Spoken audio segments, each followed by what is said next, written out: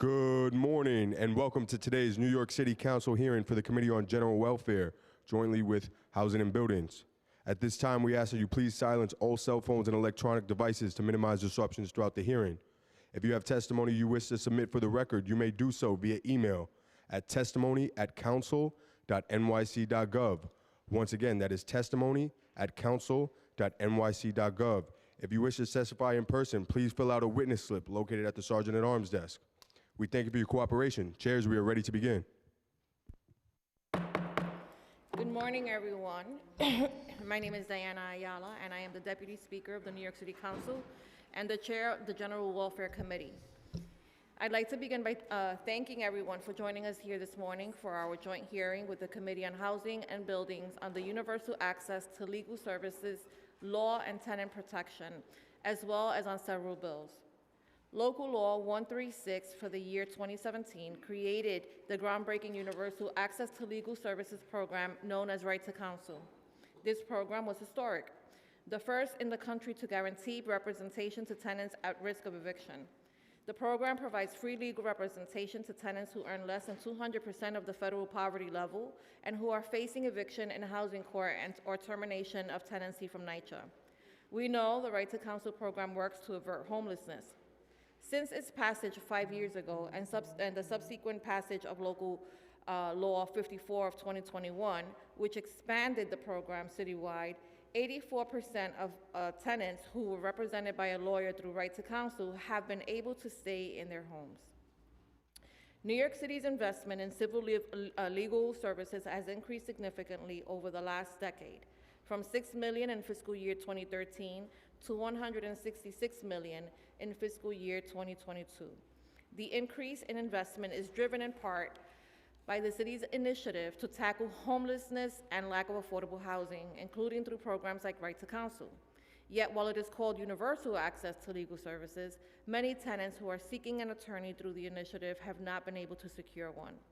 According to the Right to Counsel New York City Coalition, each month since January of 2022, which is when the eviction moratorium in New York City ended, the number of tenants able to secure an attorney through this program has steadily dropped. In the first week of October 2022, the number of tenants who have an attorney in housing court went down from 66% to 35%. According to the city, over 17,000 tenants did not have legal counsel in housing court in 2022. Unsurprisingly, the representation rate drop has significantly impacted communities of color. Since the end of the moratorium, 82% of new eviction cases were issued in majority non-white zip codes, yet tenants from majority white zip codes were 45% more likely to receive counsel than tenants from majority non-white zip codes. Today, we want to delve into how we can bridge the inequities that exist in this program and make it more accessible for all New Yorkers, as the program was intended when Local Law 136 passed. I want to thank the administration, the advocates, legal service providers, and all who have taken the time to join us. At this time, I'd like to acknowledge my colleagues who are here today: Councilmember Hudson, Councilmember Lee, Councilmember Carr, Councilmember Aviles, and Councilmember Caban, or Councilmember Williams, and I think I saw Councilmember Rustler somewhere, but so I'm sure he'll be back. Finally, I would like to thank the committee staff who worked to prepare this hearing: Amenta Killawan, our senior counsel; David Romero, counsel; Julia Haramis, senior finance analyst; Rose Martinez, assistant deputy director; Nicholas Montalbano, senior data scientist; Lizette Claudia Diaz, legal intern; and my staff: Elsie Encarnacion, deputy chief of staff; Malik Al-Shamari, director of communications. And I would now like to turn it over to my colleague, Councilmember Pierina Sanchez, chair of the Committee of Housing and Buildings, to deliver her opening statement. Thank you, Madam Deputy. Good morning, everyone. I am Councilmember Pierina Sanchez, chair of the Committee on Housing and Buildings, and I want to thank my co-chair, our Deputy Speaker, Councilmember Ayala, for holding this joint hearing today. As our city continues to confront a pandemic exacerbated housing crisis, where not enough homes are being built, certainly not enough homes are being built for the most vulnerable in our city, housing quality in existing homes is declining, and even still, an increasing number of New Yorkers, especially vulnerable New Yorkers, are facing eviction. We must look at all the tools in our city's toolkit to confront the crisis. Today, our committees are conducting oversight on the Universal Access to Counsel program, more commonly known as Right to Counsel. We're also looking at the various programs and initiatives that the administration has in place to better protect the city's tenants. With 2 out of every 3 households renting rather than owning their homes, 94% of residents in my district, often the most vulnerable and under-resourced, it is critical that the city use every tool at our disposal to make sure that tenants are protected. The Housing and Buildings Committee has been holding a series of hearings to examine the tools available to tenants before they are even faced with the possibility of eviction. This includes the administration's enforcing and strengthening the housing maintenance code standards. It includes creating more affordable housing through the legalization of basements and cellar units, and protecting the many vulnerable tenants already living in those units. It means thinking bigger and centering our housing on the social housing principles. It also ensuring that when a family is in a moment of crisis, facing the possibility of eviction, they can come to housing court with the same legal protection as their landlord, fully represented by an attorney. In 2013, only 1% of tenants were represented in housing court, while over 95% of landlords, as we know, were represented. When the City Council passed the landmark Universal Access to Counsel legislation in 2017, led by now Borough Presidents Mark Levine and Borough President Vanessa Gibson, we began shifting the balance toward tenant empowerment, providing tenants with an attorney in housing court. It was a recognition that there is something fundamentally unfair about forcing tenants who are at risk of losing their homes to come to housing court alone to face their landlords and their landlords' attorneys. Representation means more housing stability and eviction prevention for families. According to OCJ's own reports, around 84% of households represented by an attorney in housing court are able to stay in their homes. The COVID-19 pandemic upended the 5-year rollout of Right to Counsel. Courts paused cases, eviction moratoria were put in place and then ended, and new programs like the Emergency Rental Assistance Program, or ERAP, were rolled out to help tenants pay off rental arrears and provide other protections. Now we're at another threshold moment. The State Office of Temporary and Disability is no longer accepting ERAP applications. Not only does this mean that tenants will have to find other ways to seek rent arrears assistance, tenants have also lost other important protections afforded by the law. Legal service providers are reporting that low pay and high caseloads have led to attrition, meaning that despite Right to Counsel, there aren't enough housing attorneys, leaving tenants, once again, unrepresented despite the protections they should be guaranteed. Most recently, advocates share that 19,000 were unrepresented last year. To me, this is Ms. Vivian, a constituent in my district, an African-American senior, retired civil servant who is contemplating a move to the South, contributing to the continuing exodus of African Americans from our city. Tenant attorneys are critical in protecting tenants' rights. Beyond representing them in evictions proceedings, they can help tenants who may not know that their apartment should be rent stabilized and was illegally deregulated. They can advise on seeking a rent abatement for unaddressed repairs. They can assist in illegal lockout proceedings, and they can help to bring affirmative cases against a landlord who is harassing the tenant or a group of tenants in the building. These claims can also go unaddressed when tenants are not made aware of these protections or not provided the resources to adequately litigate these claims in housing court. Proposed Resolution 345A, sponsored by me, is calling on the New York State Legislature to pass and the governor to sign Assembly Bill 1493 and Senate Counterpart 2721 in relation to establishing a New York State Office of Civil Representation to provide access to legal services in eviction proceedings. Proposed Resolution number 499A, sponsored by Councilmember Abreu, calls on the New York State Legislature to introduce and pass and the governor to sign Assembly Bill 4993 and Senate Bill 3254, requiring that any party eligible under local law for free legal counsel for an eviction proceeding that has made a good faith effort to secure such counsel can be granted an adjournment by the court for additional time to secure counsel. Thus, the need for Right to Counsel is clear, even as we continue to build homes, protect units from deterioration, and protect tenants from harassment. It is critical that we also protect them in housing court. I would like to thank my staff, Sam Cardenas and Kadeem Robinson, as well as Housing and Buildings Committee staff, Audrey Sun, Taylor Zaloni, Jose Conde, Charles Kim, Dan Krupp, and Brooke Fry. I look forward to hearing from the administration today about their efforts in strengthening this vital tenant protection program, and will now turn it over to committee counsel to administer the oath. Good morning. Will you please raise your right hand? Do you affirm to tell the truth, the whole truth, and nothing but the truth before this committee, and to respond honestly to council member questions? Thank you. You may begin when ready.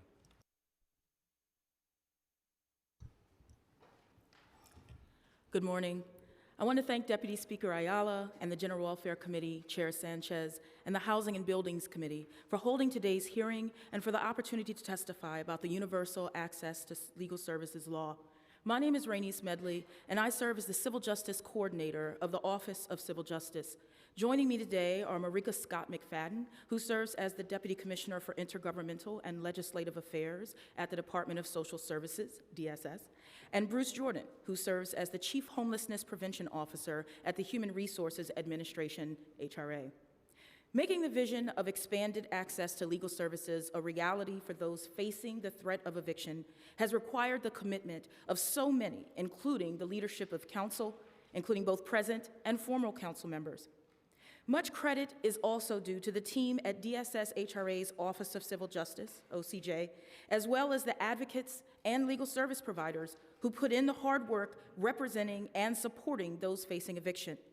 It takes precisely this broad range of stakeholders and expertise to guide the implementation of this ambitious law.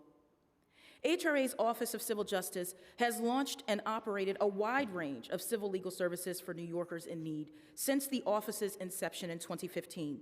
At the center of this work is the implementation of New York City's groundbreaking universal access right to counsel law. Over 5 years ago, in partnership with the council, New York City made history by becoming the first city in the nation to enact a law ensuring that all tenants facing eviction in housing court or in administrative termination of tenancy proceedings in public housing have access to free legal services. Since the Universal Access Law was enacted in 2017, the landscape for access to housing justice for tenants in New York City has been transformed. Upon implementation of the Universal Access Law, residential evictions by city marshals fell by over 40% between 2013 and 2019, while nationwide evictions climbed. The percentage of tenants facing eviction in court with the help and protection of legal representation stood at 38% at the end of 2019, pre-pandemic, and 62% at the end of fiscal year 22, up from a mere 1% in 2013. Moreover, in the overwhelming majority of cases, when tenants have lawyers in eviction proceedings, they get positive results. In resolved cases in fiscal year 2022, 86% of households represented in housing court and public housing proceedings by OCJ tenant lawyers were able to remain in their homes. In 2020, at the outset of the COVID-19 pandemic, OCJ accelerated the citywide implementation of right to counsel more than 2 years ahead of the legal mandate to meet the needs of the most vulnerable in housing court.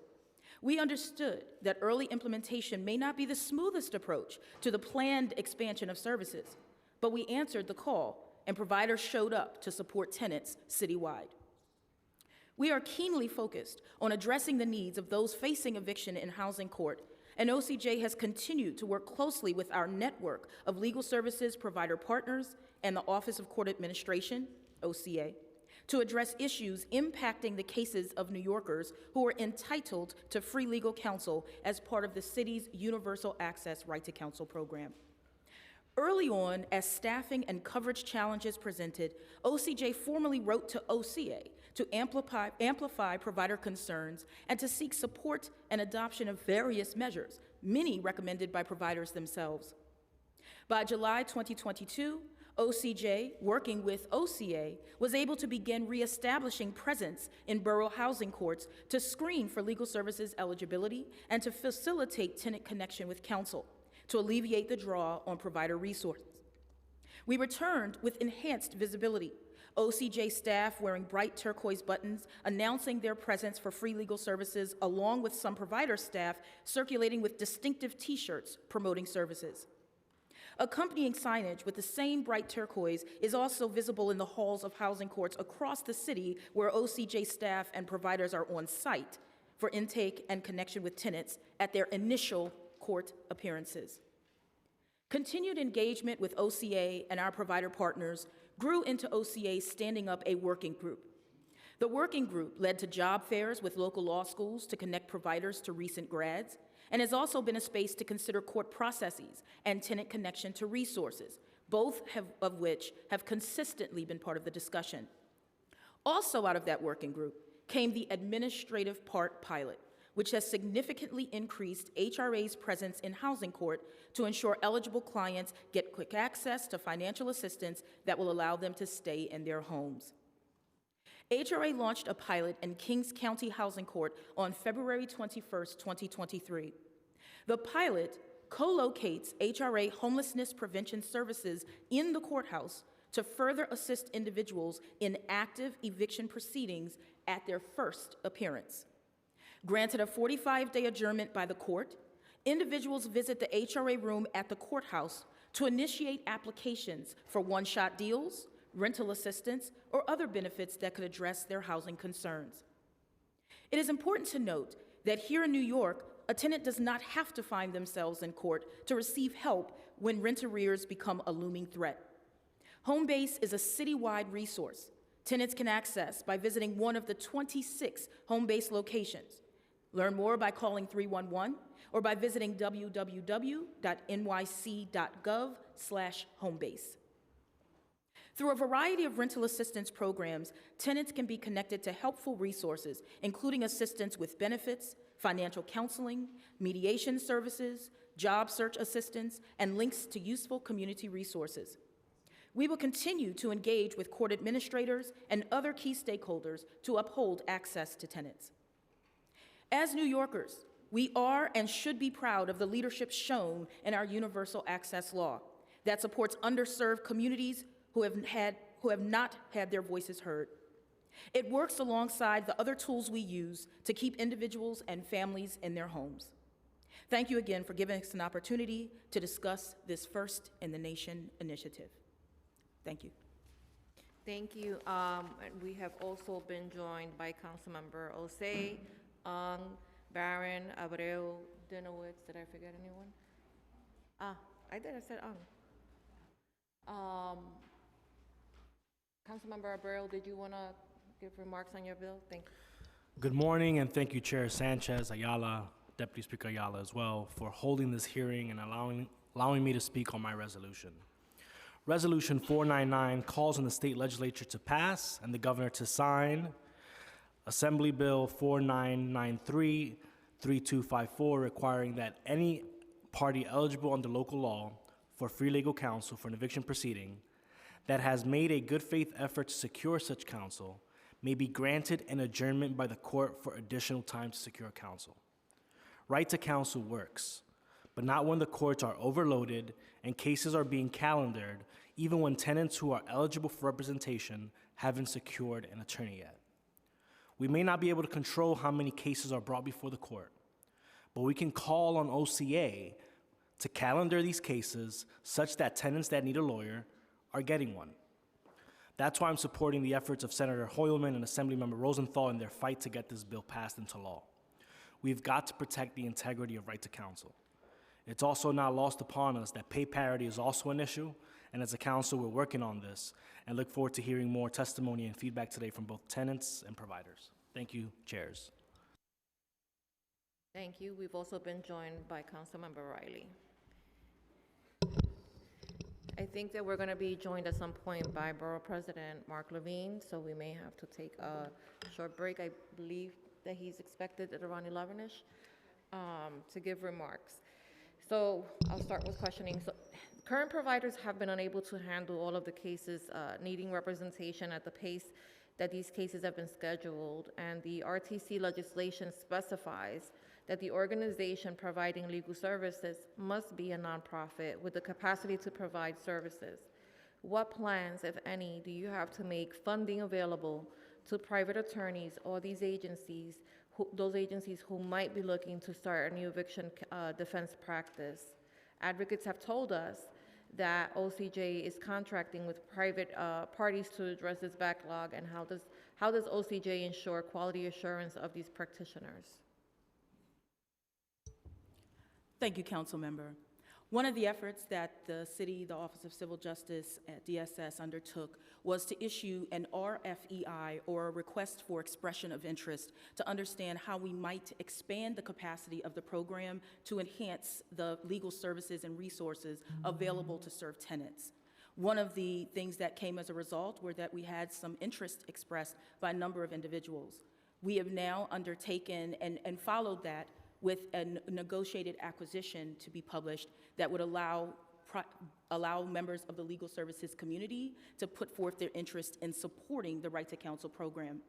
As we were facing unprecedented times, the city undertook all efforts to be able to expand the capacity of the program and extend opportunities beyond the nonprofit community at that time. And so that's how we came to be in that space. And the Office of Civil Justice, as we do with all providers, engages with any participants and all participants in the program to understand their activities and how they are operating under the program. Thank you. What is the current number of nonprofit providers that you're contracting with? There are approximately 13. One of those is a coalition, so that coalition actually comprises a number of organizations, and then there are smaller organizations as well as 2 organizations that cover every borough, 1 organization which covers 3 boroughs, and then local-based organizations that are specific to the boroughs. And does OCJ regularly meet with these organizations, specifically, since the moratorium was lifted? I mean, I'm hoping that there was some attempt to kind of get ahead of the situation, anticipating that, the loss of personnel. I know every city agency has been devastated by the impact of shortage in workforce.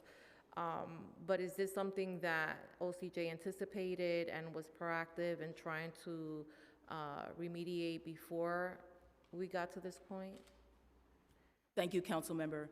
We are in regular and constant and consistent communication with the provider partners who participate in the program. In thinking about how the end of the eviction moratorium in January would impact the services, certainly we were engaged with our providers to understand what that would look like, as well as we knew and understood that operating measures and processes in housing court had changed as well. And so the thing that OCJ has committed to is to be responsive and to be flexible and adaptive in engaging the providers, the Office of Court Administration, so that we can be responsive to concerns as they arise. Some of the things that we've been able to do is make programmatic or policy changes to how the program operates to try to enhance and to support providers in maximizing the resources available. And so we engage with OCA where we would need their support for some of those measures, and in other times we encourage providers to undertake some of those measures so that they might see some relief within their capacity. So is it just specifically a work shortage that's impacting the, a renter's right to counsel, or is it that coupled with the fact that an unprecedented number of cases are being brought upon residents at this point? Thank you, Councilmember, for that question.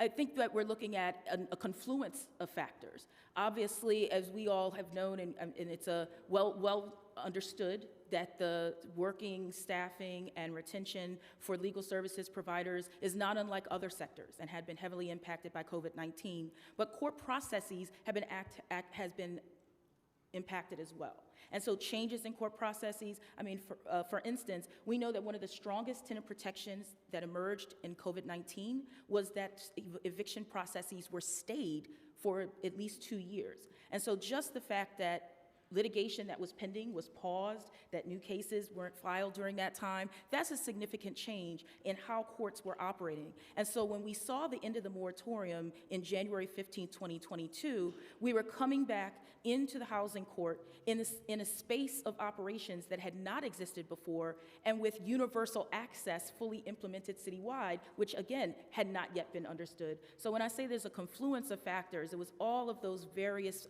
measures and conditions that presented at a very much unprecedented time. I get it. I wouldn't want to be in your shoes trying to figure this out. This is a very, difficult process and a difficult time. But during this time, because I think that one of the issues that, we see at the council when we're talking to nonprofit providers and, to city agencies is our inability to be competitive in terms of wages. Has there been any conversation about adjusting existing contracts so that our nonprofit providers are able to attract and retain staff? Thank you, Council Member. The Office of Civil Justice, DSS, along with the Office of Management and Budget and provider partners, actually convened and had a pay parity working group to align salaries for attorneys with 0 to 4 years experience with the salaries of similar experienced attorneys at the law department. That was achieved. So with regard to 0 to 4 year attorneys that are staff attorneys within our provider partner organizations, their salaries have reached parity, and that is something that is baked in to the contracts that we have currently. But that's part of the original contract. That's not an amendment. That evolved. So that evolved. That was not something that was in place at the time that these contracts began at the initiation of universal access law, but it has evolved. And so that's something that took place over the course as this has been phased in to citywide implementation. The work toward pay parity was also happening. I think I'm trying to get at what changes, what changed after post 2022, right? When we saw the increased volume in courts and we saw a decrease in staffing at our nonprofits. What changed at OCJ? There are many changes that happened at OCJ that we're able to control. Thank you, Council Member, for that. What we changed are, again, some of the programmatic and policy approaches that we had to again, address the resource draw that we saw from providers. As I mentioned, one of the things that we did first is to restore our presence in courthouses so that we could be present in the courthouses to conduct eligibility screenings, trying to support the administrative upfront tasks that providers were responsible for at court, again, to make lawyers' resources more available. Another item that took place, for instance, with regard to how cases move, we found that when there were multiple occupant cases that are filed that have several tenants in one apartment, that the court was assigning each tenant in the apartment to a separate legal services provider, even though legally it was not required for the nature of the case. So one of the changes that we made in concert with OCA and their support was that judges began to assign such matters to only one legal services provider, who would then screen and make a legal determination about whether it would be required that the multiple occupants had multiple representation. You could just imagine just how much that saves on the capacity and resources available by making that sort of change. And there are a number of changes of that nature that we made. We also supported providers in securing contract services, using recruitment firms to be able to expand their capacity, as well as being able to connect with law grads, as you heard, with the working through the law schools and the hiring forums. Just out of curiosity, is HRA also at every courthouse? I'm going to turn that over to my colleague who can just speak more accurately to that. Good morning, and thank you for that question. Yes, we do have HRA staff at every courthouse and at the Red Hook Community Justice Center, both representing the Family Independence Administration as far as applying for emergency rental assistance. Some days we also have HASA there, and we also have Adult Protective Services. Great. Okay. So is the program currently, in your opinion, is the current program currently providing enough funding to meet the current need of the representation of tenants in newly filed cases as well as the cases already pending in the housing court without representation? If not, what is the plan to meet that need? Thank you, Council Member. At this time, we've been focused on maximizing the resources that are there within the program and just aligning the available legal services resources to those tenants who are presenting so that we can assess what, if any, additional needs there may be. And those are conversations that obviously clearly our commissioner has just testified in budget hearings, and so those are talks that are ongoing as well. Do we know what the number of backlog cases is to date? Thank you, Councilmember. You speaking to the court backlog? I can't speak to OCA's numbers. Okay. And have you included those over 60 who are over 200% of the FPL?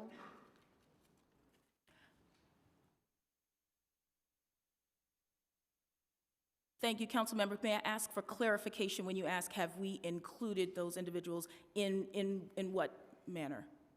So we recently passed a bill that would allow older adults over the age of 60 to qualify for right to counsel. And have they been included already as part of the program?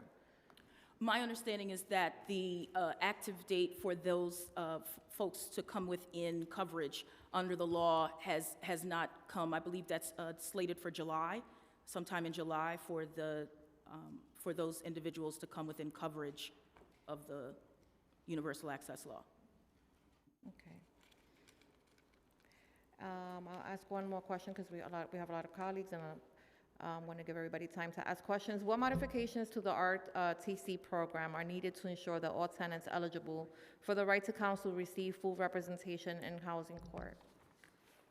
Thank you, Council Member. That's something that we are constantly reviewing and considering as we engage with provider partners. The Office of Civil Justice recently concluded, or actually we haven't concluded, we have a few more to go. We've been holding provider focus groups as well as stakeholder engagement groups with community members, electeds, et cetera, so that we can get their feedback on their perspectives and what their experience has been to help inform us in that as well as lessons learned that we may have gathered over the years that the program has run.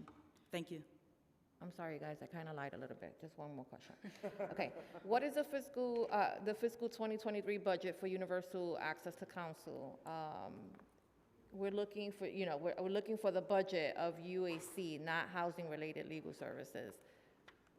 And Thank you, Councilman. How much has been spent so far? Thank you. I'll actually have to get back to you. We'll follow with you on those numbers. Thank you. Okay, all right. I'm going to turn it over to Councilmember Sanchez. Thank you so much, Deputy Speaker, and good morning. So I'm going to start off with just a few follow-up questions from your previous responses. So in talking about what has been done to bring up, ensure pay parity, you talked about what the work that you all have done to bring pay parity in comparison to the law department for attorneys with 0 to 4 years of experience. But it's also really important to retain those more seasoned attorneys that have been in service with these providers for a longer period of time, because replacing them when they decide to step down is also very costly and takes a lot of time and adds to the burdens of our service providers. So what if any work has the administration been doing to ensure pay parity for those more seasoned attorneys? Considerations about the contracts and values of the contracts are ongoing, and I can't speak further to those processes at this time. Thank you. Okay, so I'm going to interpret that as not much, because you usually have very detailed responses, right? And I just want to emphasize that it is very important, right? There's in recognition of a lot of the work that the administration has been going. I think that's an important contour. So then another follow-up question on multi-occupant cases. Could you share a breakdown of how many multi-occupant cases have been determined to not need multiple providers, multiple legal counsel? No, I can't. Thank you, Council Member. I don't have those stats available at this time. Okay, thank you so much. And so delving into the OCJ-OCA relationship, because so much of these questions are not in OCJ's jurisdiction, how are you in communication about a case standard, right? So we know that prior to the pandemic, according to a group of providers, it took approximately 23 hours to resolve or represent one tenant case, and then post the pandemic and coming back in 2022, it's been closer to 29 hours for one case, and this at the same time that we're seeing higher levels of attrition, higher levels of the number of cases, longer and more complex cases, especially after changes came into effect from the HSTPA. So how is OCA and OCJ, how are you in communication about these increased challenges to providing legal counsel for indigent New Yorkers? Thank you. We are a part of the OCA working group, which is led by OCA court administrators. The provider partners are part of that group as well. And it's in that space that the caseload standards that you're speaking to, there's a committee, if you will, that is an offshoot of that working group that is working to establish those. And so both all members and stakeholders that are part of that working group are also consulted and in the consideration of how that caseload standard is being built. Got it. Thank you so much. And speaking of case standards, we're aware that in the fall of 2022, the OCA did convene a case standard committee. Is OCJ a part of that committee as well? Thank you. OCA has stood up that committee. We, as in DSS, OCA to City, we are not part of that committee. That committee is stood up and run by the Office of Court Administration. Okay, understood. Thank you so much for that. Okay, so delving into the process, and thank you for giving us the visual of turquoise buttons and signs and things like that that one might expect to see in the courts. That's really helpful to understand. But just in understanding the case flow, the flow that a tenant might experience, what is OCJ's process of assigning a case to a provider in housing court? Thank you, Council Member. OCJ takes the calendar for the month, and we assign providers to different days of the calendar. The courts have granted us courtrooms, or as we refer to them, they're referred to there as parts, but those are intake spaces. The calendars are set for individuals who have not yet retained attorneys, who don't have attorneys in their record. Those cases are scheduled into those specific court parts where it is anticipated that they will make connection with those attorneys. And I should be clear that that's the first time on for those cases that they are scheduled into those parts to make connection with the legal services providers that we have scheduled on those particular days. The Office of Civil Justice staff attends those parts, connects with those tenants as they are signing in to note their attendance for the day, and the OCJ staff screens for legal services eligibility to determine whether the person is entitled to full legal representation or brief legal advice, which is individualized legal advice in a single consultation. It's at that time that the OCJ will connect the person to a legal services provider, indicating the level of assistance that they are eligible for, and the provider undertakes and engages with those individuals based on their capacity at that given time. Got it. So following up to that, do you think that you have enough space to conduct this work in the parts that they're assigning to you? Thank you, Council Member. Space varies across the systems. We've been able to restore and restore our presence in the courthouses in Brooklyn, in Manhattan, and in Queens. Our services and the connection and support that we offer has not been as needed in Staten Island because of the case there and the providers able to manage it. And the Bronx has not yet called for us to be back as they are still conducting virtual intake. Got it. Thank you. And I mentioned Ms. Smith in my opening remarks, and I could have, talked about so many different individuals who've come to my office and not had legal counsel, even though they would be eligible for it just on the basis of their income. What happens? What does OCJ do for tenants? How do you reach folks if they're not able to be assigned an attorney that first day? Thank you, Council Member. The individuals are connected to attorneys and to the providers who are available at the time that they are screened, and it's the providers who are determining whether or not they have the capacity to engage them and at what level, and it's the providers who are responsible for continuing to engage with those individuals if they're not able to fully engage them at that time. Okay, so just to make sure that I understand that, so OCJ, you talk to every single person who is eligible or potentially eligible, you turn that over, and then that lapse in representation happens because the provider is not able to take on the case? Well, the aim is to connect them with the providers, and as we've all heard, and as we've just well discussed, providers have varying staffing retention concerns that are taking place, which changes from day to day how many cases and how many people they may be able to address at a given time. And different providers are managing those individuals that they may not be able to fully engage in different ways. Thank you. So talking about the staffing and retention concerns, I think not that old, but I still do remember a time, pat on the back. You know, we can all remember when these positions were highly, highly coveted. I mean, we have various alumni on the city council, like Councilmember Abreu, who was a legal services provider and a representative. These were coveted positions. Like, folks were in grad school, they were in law school, and they were coming out and they wanted to be, you know, providers for indigent New Yorkers, and that has changed, right? Because the wage disparities, because of so many issues, the burnout with the high caseloads, just from a position statement, right? We're on the same page, right? The administration is in agreement that there is work to do here to improve the working conditions of our staff attorneys. Thank you for that question, Council Member. I don't think there's any dispute that we support providers and we support public interest law and we support what's needed to have a robust universal access to counsel program. Okay, thank you. Just want to, it's always important to make sure that we're starting from the same place here, and I think that we are.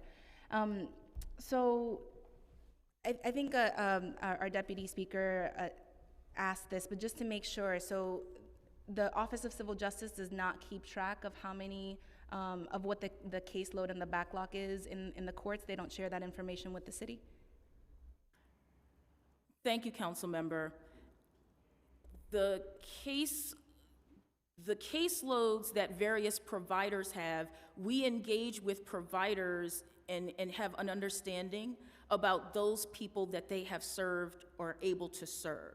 That's the engagement that we're having with regard to what's happening at court.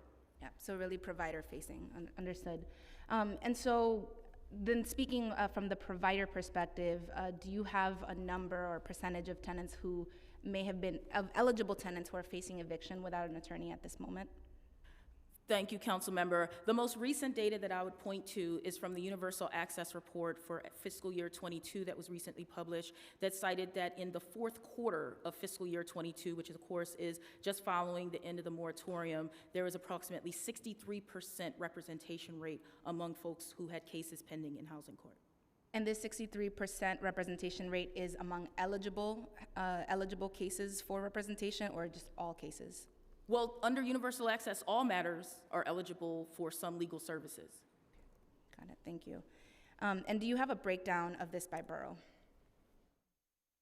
Yes, I could get you those details if more fully. Thank you. I appreciate the thinking in this. I appreciate that, thank you. And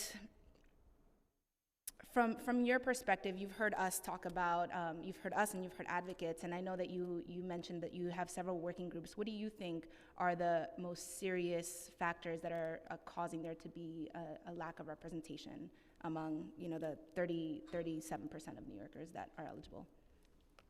Thank you, Council Member. I can't say that there's necessarily any one that stands out. I mean, as I said, I think it is really the ongoing work that we have to understand there are a lot of moving pieces, and it's a very dynamic processes that we're engaging, and so we prime ourselves to be responsive so that we can respond even day to day as things are arising, and that's the best way we find to be able to maximize and ensure that services are reaching as many tenants as possible and as many New Yorkers as possible. Got it.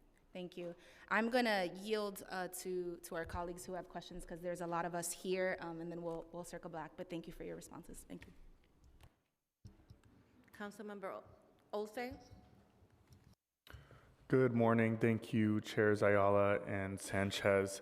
The first question that I want to ask is in regards to tenants being targeted by negligent landlords in my district, and I'm sure across the city. Many of my constituents are neglected by their landlords and often are forced to live in horrid living conditions due to failure to repair insufficient repairs. I know that this is not an isolated case and story for many of the tenants that live here in the city.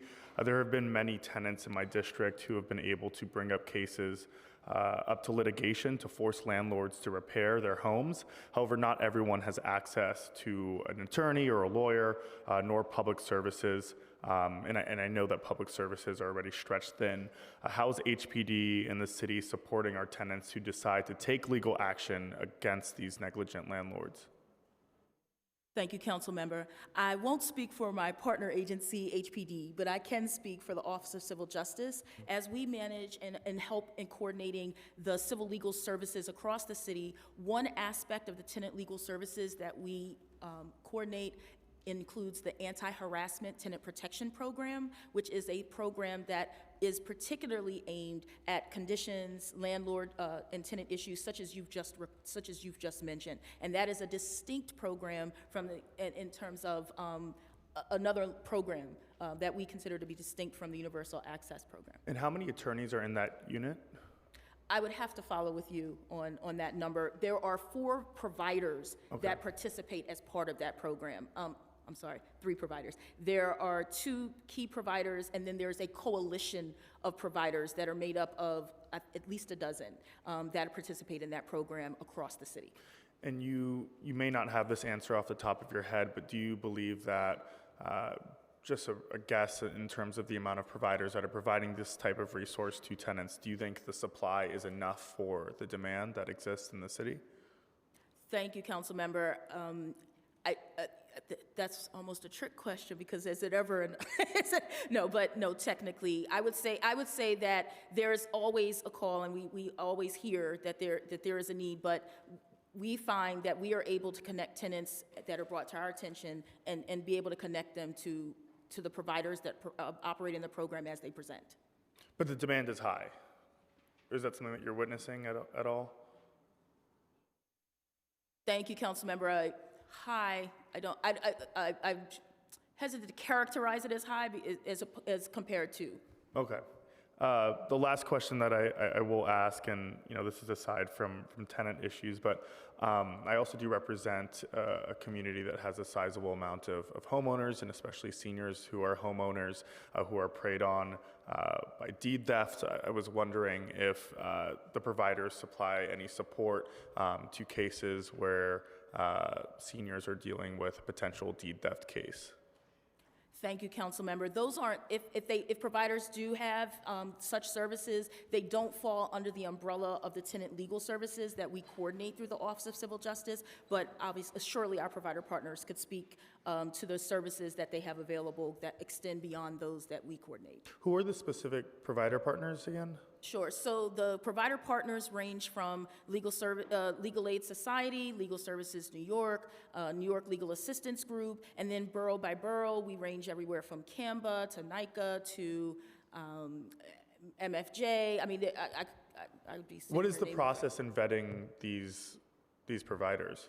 Sure. So providers came into the program based on a solicitation. So at the start of the Universal Access Program, and thank you for your question, Councilmember, providers came into the program because the city issued a solicitation to be able to meet the mandate of universal access, and providers responded to that solicitation. And so this is through the typical procurement process that we have with the city to vet, to bid, and to take those solicitations and to evaluate them, to bring them into the program. Mm-hmm.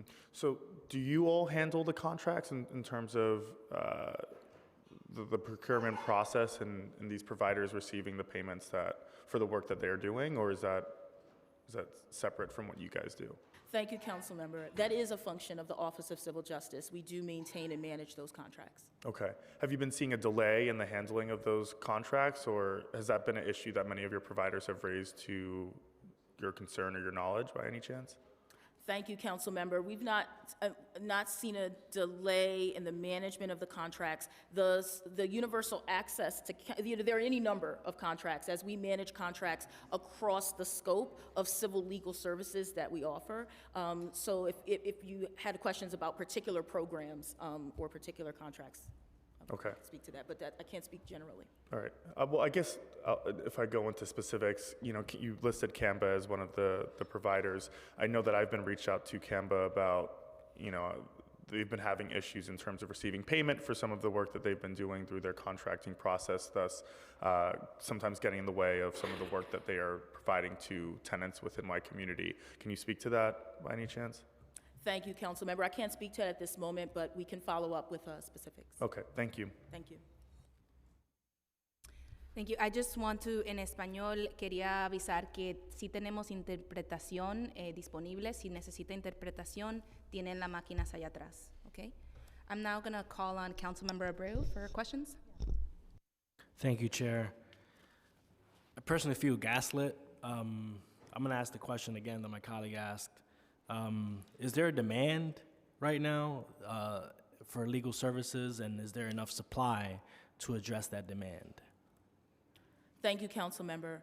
The Universal Access Program ensures access to legal services for every tenant, every individual city resident facing eviction in housing court. So as much as there are new cases being filed and cases presenting in housing court, there is a call for services under the universal access. Yeah, the demand is pretty high, and we shouldn't shy away from that. 19,000 cases of tenants facing eviction do not have access to a lawyer that are entitled to one under the law. We should not shy away from the fact that there is a crisis right now, and there is a demand that is not being served. We should not shy away from that. Let me relax. Does the administration support Resolution 499? Thank you, council member. The administration has that under review. So my question is, does the administration support the slowing of cases at the state, which is under the jurisdiction of OCA, which the city cannot do? Does the city have a position on this, yes or no? Thank you, council member. I can't speak further to the city's position at this time. There's It's been under 2 review. weeks. It's been 2 weeks that this has been noted. That's been noticed for today, and the administration has no position on this resolution. Is there a funding need at the city level right now that's necessary for nonprofits to right-size their costs, to address personnel costs, to address pay parity? Does the administration find that there's a need for funding to be enhanced?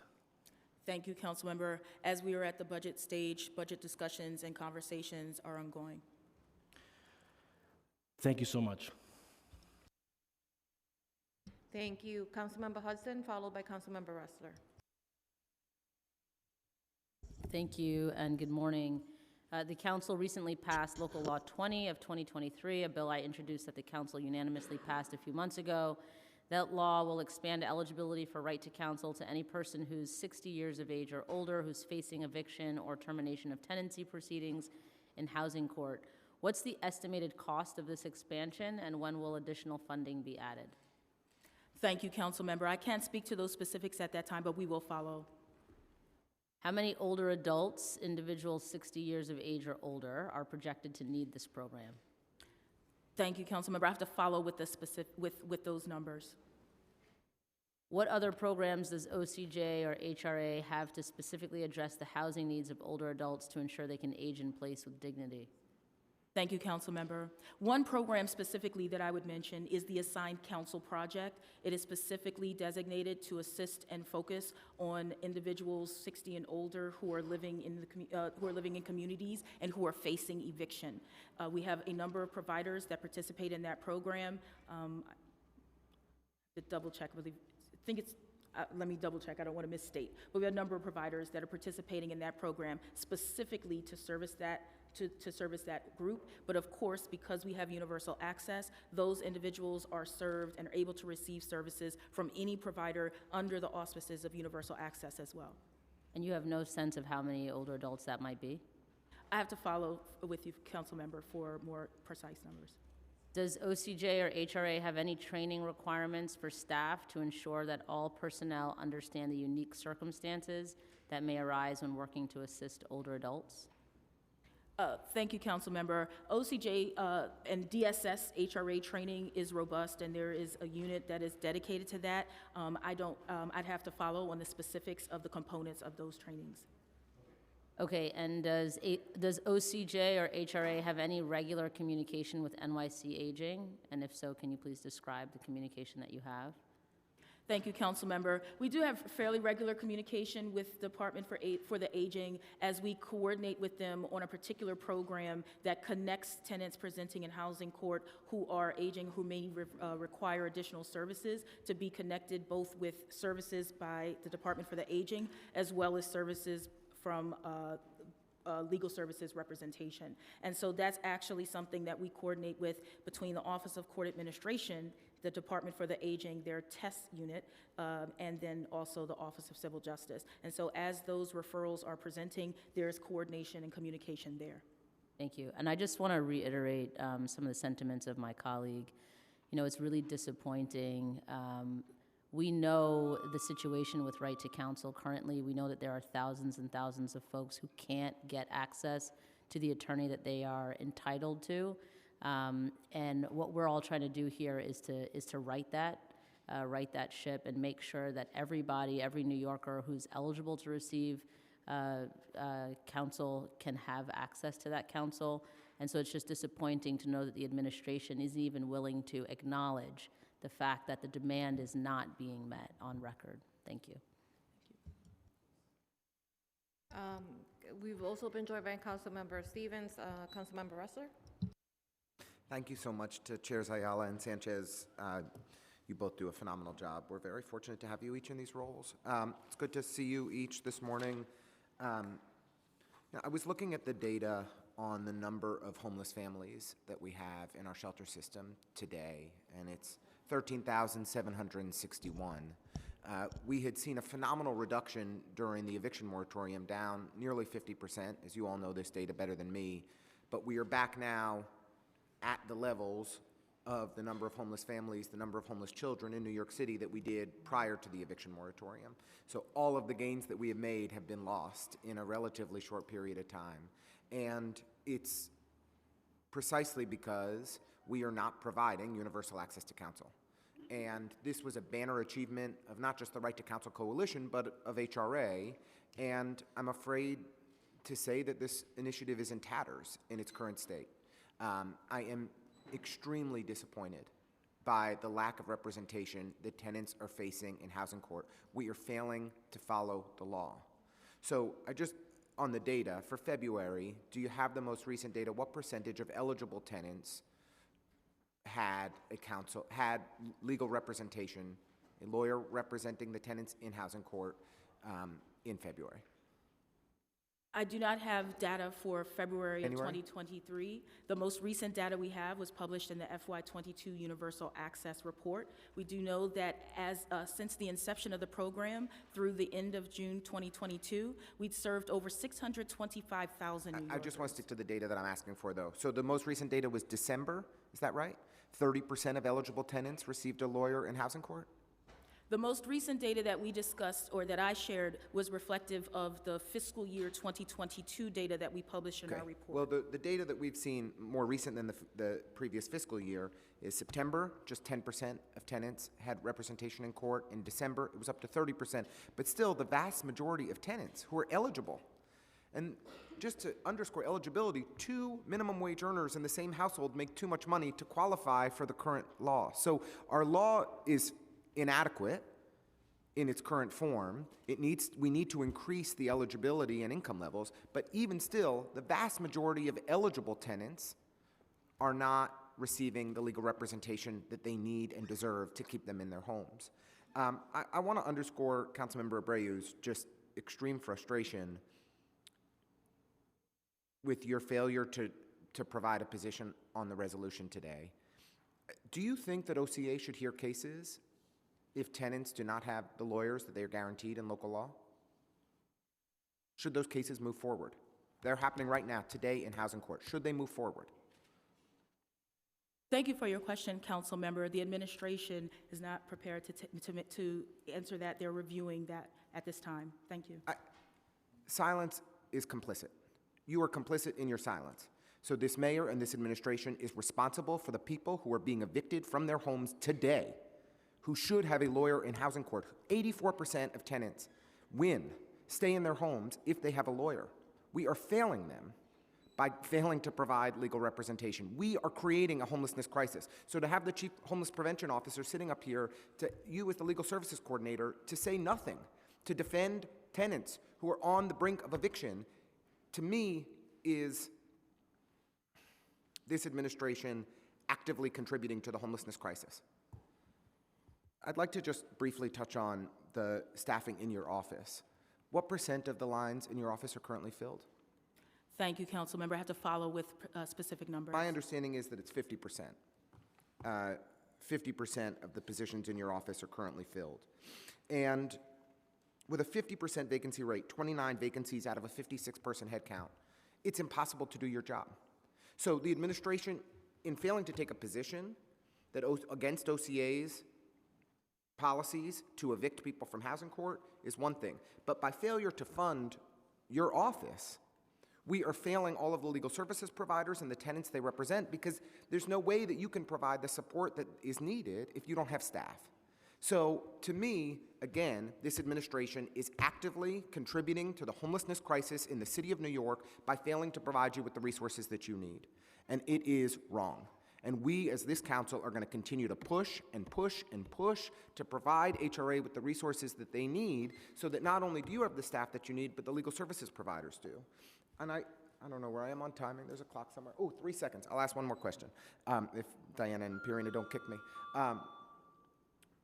Could you just advise again the status of the Universal Access to Counsel contracts with the legal services providers? Have they expired? Where are we in the procurement process? Thank you, Council Member. Currently there is an extension of the contracts from the original solicitation, and the Office of Civil Justice, DSS, is preparing solicitations for FY25 for the solicitations will go out in FY25. Do you expect that those solicitations will increase compensation for the lawyers who work on these cases? Thank you, Council Member. I can't speak to the budgeting around any of those matters at this time. We are facing a crisis in staffing at our legal service organizations. They are unable to retain and recruit the lawyers that they need to be able to represent tenants. And if we do not provide them with reasonable, fair compensation, it exacerbates homelessness. So we're going to push in this budget for the resources that our legal services organizations need, but we need HRA to be a partner, and in the upcoming solicitation to provide fair compensation to our legal services organizations. I appreciate you and the work that you do. I know that you all are trying. We need the Office of Legal Services, the Office of the Civil Justice Coordinator, to take a fiercer stand to defend our tenants, because this is not acceptable where we are today. Thank you. I want to acknowledge that we've also been joined, and I forgot to call on him, one of my favorites of all time, Councilmember Feliz. I'm so sorry. He's texting me, but if I acknowledge him, then he's going to leave, so now he has to stay. Before I dismiss the panel, I really just want to, reiterate a lot of what has been said here today. I think that we all understand that we are living in unprecedented times, and that every single agency, every single nonprofit is faced with a work shortage crisis. That's not anyone's fault. This is something that, that is happening, right? We have to figure out why it's happening. But while we do that, we cannot, on our watch, allow families to go hungry. We cannot, on our watch, allow more and more families to enter the shelter system, which is already, significantly inundated. And so we expect that the agency is going to consider, these shortages that are allowing more and more cases to come before the courts, and more tenants to go unrepresented with a sense of urgency. And I think that is something that, and I'm never one, and I know that you're here representing your respective agencies, and I don't want to shoot the messenger, as they say, but I just really want to say that I don't really ever hear, right, the sense of urgency coming from the city agencies when they come to present on issues as important as this one. I've been on the receiving end. I'm sure a lot of us have been on the receiving end at some point, where we are, unable to make rent, or facing eviction because we have a landlord that is unscrupulous and abusive. And it's a very scary process, and you couple that with all of the other stressors that families are going through every day. It's one of those, is an issue that requires that people be at the office until we figure this out, right? Like, I don't know how I would go home, not having figured that out. And I think that we know, right? Our providers are saying to us, like, we want these cases. We want to be able to fulfill our mandate. We do not have the resources. Well, why don't we have the resources? Again, right? Is it a retention issue? Are we losing attorneys to the private sector? Like, what exactly is happening in that universe that we need to get to the bottom of? Because this is not one of those times where we can kind of just sit here and wait and hope that it gets better. This is a human crisis, and we need to address it with every tool in the toolbox as quickly as possible. We just went through this with the SNAP, benefits, where we had, an unprecedented number of applications that had not been filled, and people that were still waiting to get food stamps. Like, these are safety net programs. They should be available on demand. And I get it. Again, I'm not placing blame for the situation, but rather acknowledging that we're not doing everything that we can to remediate this as quickly as possible with the urgency that it requires. With that, if no one else has any questions, Councilmember Sanchez is going to close us out, and then we're going to hear from our Borough President, Mark Levine. Yeah, thank you. I just want to join all of the sentiments that my colleagues here are expressing. And I do have a few more questions, but I'll make it quick. Don't worry, Borough President Levine. But, I look at our former Madam Deputy Borough President, Marika Scott McFadden, and I know that you feel this, right? You were representing the Bronx, and the Bronx is sort of the center of where this crisis hurts the most, and in addition to neighborhoods within the other boroughs, but the Bronx as a whole is really struggling with this reality and facing this crisis. The fact that I probably see, a small percentage of the folks that walk into my office each week, and though that small sample is showing a huge number of folks that are not being represented, it's just very painful. So wanna join in the statements and the sentiment of our Deputy Speaker, of Councilmember Abreu and others, that I hope the administration will take a position that somebody who is eligible for right to counsel should absolutely not go before a judge without that representation, right? Their instability can be preventable at that final stage, and we have been a leader in the nation as the city of New York to make that happen, to make that representation happen. So I hope that we'll continue that. So I just wanted to quickly address the Mayor's State of the City commitment this January 26th. There was a new proposal included in there that related to tenant protection that this council wants to learn more about if you have that information. In the speech, the mayor said that the proposal would help New Yorkers stay in their homes by investing $22 million in tenant protection programs to provide more staff dedicated to investigating and enforcing against bad landlords, creating stronger partnerships with community groups and legal service providers to protect tenants from being pushed out of rent-regulated apartments, and cracking down on landlords who discriminate against tenants based on their source of income. Can you share a little bit about this initiative? Which agencies will be involved? Will HRA have a role in this as it relates to rental assistance voucher discrimination?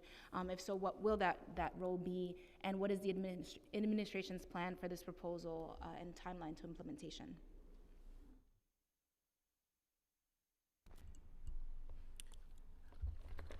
Thank you for that question. Although those plans are certainly being worked through, it is the role of HRA, DHS, and DSS, which is primarily a anti-homelessness agency, to play a strong role in all of the points that Mayor have pointed out in the state of the city. So we anticipate being involved as well, although we don't have a concrete example right now. Okay, thank you. So we will continue to follow up on that. I also wanted to ask for the administration's position on Resolution 344, which I am sponsoring, which calls on the state to pass and the governor to sign Assembly 1493 and Senate Bill 2721 in relation to the New York State Office of Civil Representation. Does the administration have a position on this legislation?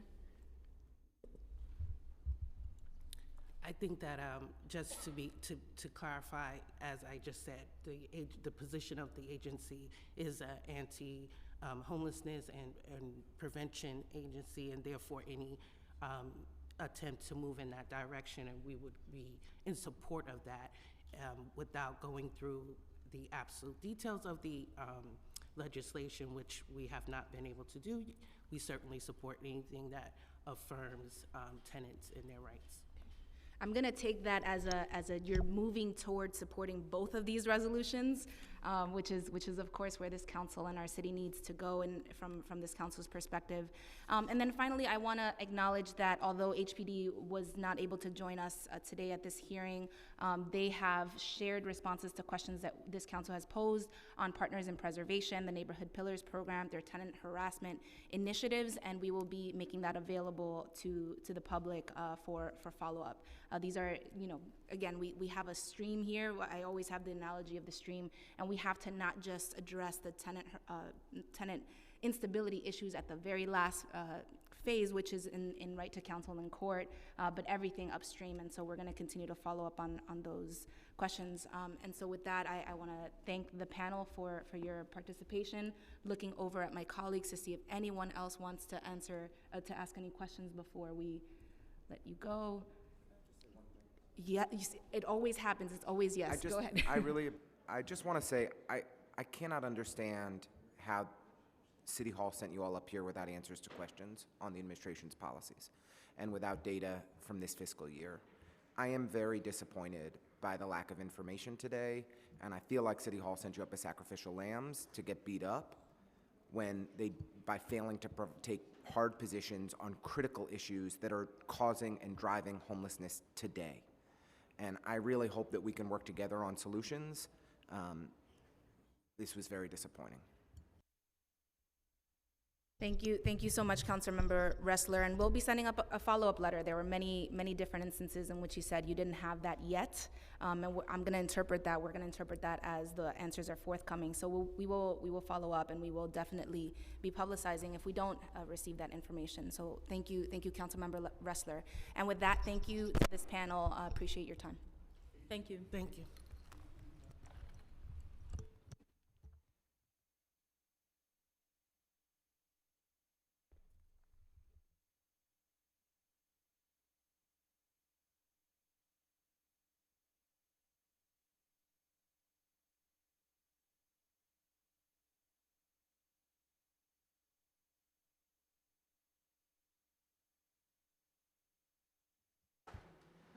We will.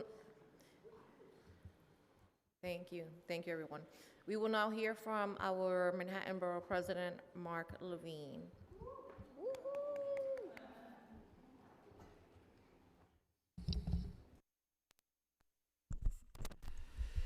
It's good to be back. I miss all of you. Thank you, Madam Deputy Speaker and Madam Chair, for being fierce advocates for the right to counsel and for holding this hearing. I am incredibly proud of New York City for sparking a national movement. There are now 15 jurisdictions around the country which have enacted right to counsel, cities and states around the country which have followed our lead. So it pains me to say that here in the birthplace of this movement, right to counsel is in crisis. And I think it goes without saying, but there is no fairness, there is no justice in an eviction proceeding when a tenant is not represented by an attorney. We litigated that, we fought that out, and we won 6 years ago. Those are the established values of this city. That is the established law of this city. And The law was not written to say that if you're one of the lucky first 500 people, you get an attorney. The law was not written to say that if your case happens to hit in the first few days of the month and there's still providers available, you have an attorney. The law did not say that if you happen to be in a borough which this month has more capacity in its legal service system, you get an attorney. The law established this right. And the word that it was used from all of us up to and including the mayor at the time was right. The law established this right, and that right is not being upheld in our housing courts today, and it is having a devastating impact. There are families in the shelter system today because they were evicted without an attorney. That is a fact. And there are thousands more who are vulnerable because of that. There's only one short-term solution to this crisis. There's only one. We have to slow the calendaring of cases. No eviction case in New York City should move forward if the tenant does not have an attorney. That is the only short-term solution to this crisis. It's the only way we can assure that we're living up to this law and that no more families wind up homeless because they didn't have an attorney. We need the state to act on that. I strongly applaud Councilmember Sean Abreu for introducing a resolution so that the City Council can go on record in support of state action. Technically, the mayor does not have to sign to approve or veto a resolution. But this is a very challenging political fight in Albany. And we are going to need a united front in New York City leadership to win. We've been fighting already for a year on this. And it's very, very important that the administration add its voice to this fight. It needs to be the City Council, and of course, your allies, myself, and the amazing Borough President Gibson. We're all in on this. We need the administration on the record expressing support for this principle, for this legislation.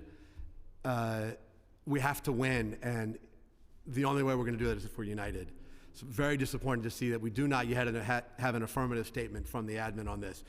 We have a longer-term fight as well.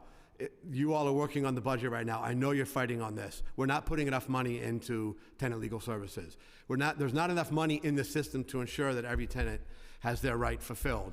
And more money is not a solution today, but in the months and years ahead, we have got to rebuild this system. We've got to rebuild the capacity. We need lawyers to be paid better. We need lower caseloads.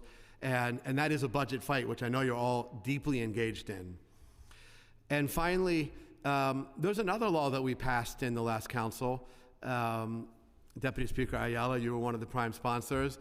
It established a program that the city must carry out to fund outreach and organizing to tenants so they know they have the right to counsel. It's now known as Local Law 53. It is not being implemented. It is not being funded. We passed that law 3 or 4 years ago. It is sitting dormant, and there are tenants in every one of your districts who do not know they have a right to counsel. And so when their landlord begins to harass them or threaten them or abuse them, they might be nervous about standing up and fighting because they don't know they have an attorney ready to represent them if their landlord retaliates with an eviction. And so that's why we passed this law. It is critically important. It is still unfunded. We need groups on the ground, groups like CASA in the Bronx, groups like Guide of Riverside in Manhattan, groups like Flatbush Tenants Union in Brooklyn, out there going door to door, going to tenants meetings, and we passed that law. We won that fight. It's still unfunded. We have a multi-front effort to restore a measure of fairness and justice in eviction proceedings in New York City. I am so grateful that these committees, that all of you in this room, I know every one of these council members here is dedicated to this, and I'm with you in this fight until we fix this precious, precious program for New York City. Thank you. Sure. Thank you so much. Yeah, Councilmember Chiose. Thank you so much, Borough President Levine. And I just want to ask you a question because I'm a bit frustrated that HPD did not come today to speak about this issue that this hearing is addressing. As we all know, there is a housing crisis here in our city, as I'm sure you are aware of, not only in your role as borough president, but as a council member of the district that you represented. Any advice for us in terms of how we should respond or react to the fact that a city agency like HPD, which is supposed to address this crisis and this issue at hand, how should we address the fact that they're not here to testify at a hearing like this? Thank you, Councilmember Osei, and I know how dedicated you are to right to counsel, and grateful for your leadership. You can draw a straight line between the failure of this program in housing court and an increase in homelessness. This is already a proven fact because we had several years with this program in place and we saw that 84% of tenants with attorneys remained in their homes. So what do you think happens when they don't have their attorneys? This is absolutely a housing policy failure. The most effective, the quickest, the easiest, the cheapest affordable housing program is to keep a vulnerable family in the home they already have. So I too am disappointed that HPD wasn't here to testify. I was disappointed the lack of answers to some of the questions for HRA. And as I mentioned, deeply disappointed that we don't have a commitment from the administration to fight to slow the calendaring of cases. Thank you, Councilmember. Thank you. Awesome. Sorry. Thank you very much. No. Oh. No, where are you going? Oh, no, I thought I was being dismissed, but I'm here. Que falta de respeto, ve que se quiere. Perdone. No. So one of the questions that was posed was really like, what is the biggest factor, right, in preventing our nonprofit organizations from being able to, to hire up? And the administration feels that, these contracts are adequately funded to pay a competitive wage. Is that? Do you agree with that? Do I agree that it's about the contracts? I mean, I'm curious to know about the wage issue. We're losing more and more, attorneys to the private absolutely. sector. And they feel that we're paying, right, that the existing contracts are paying living wage and that, we're okay on that end. Yes, we need a better contract for the providers. We need to pay the attorneys more. We're competing against private sector jobs that pay much more, and these are tough jobs. They're great jobs, they're impactful. I talk to young lawyers all the time. You want to do this work, you're going to change lives, but it doesn't pay well, and the caseloads are too high. We have to fix that. But I want to emphasize that those fixes would take time. Even if today we had more money for attorneys, by the time you recruit people coming out of law school and you hire them and you train them and you build up a supervisory structure, more people will have been evicted because they didn't have attorneys. So while we're fighting that midterm and long-term fight, we just have to slow things down. We have to slow the calendaring of cases. We could do that tomorrow. The courts have that power. They've done it in the past. So that's why the resolution that Councilmember Abreu authored, it's the critical short-term fix, but you keyed on the work we have to do in the budget and beyond to get a better contract so that we can recruit and retain enough lawyers. I appreciate that. Councilmember Villas? Thank you so much, Borough President Levine, and thank you for all the work. We are here because we're building off this incredible work you've done. Can you talk to us a little bit about what you think would be the appropriate level of funding to fully implement Local Law 53 and see it to fruition?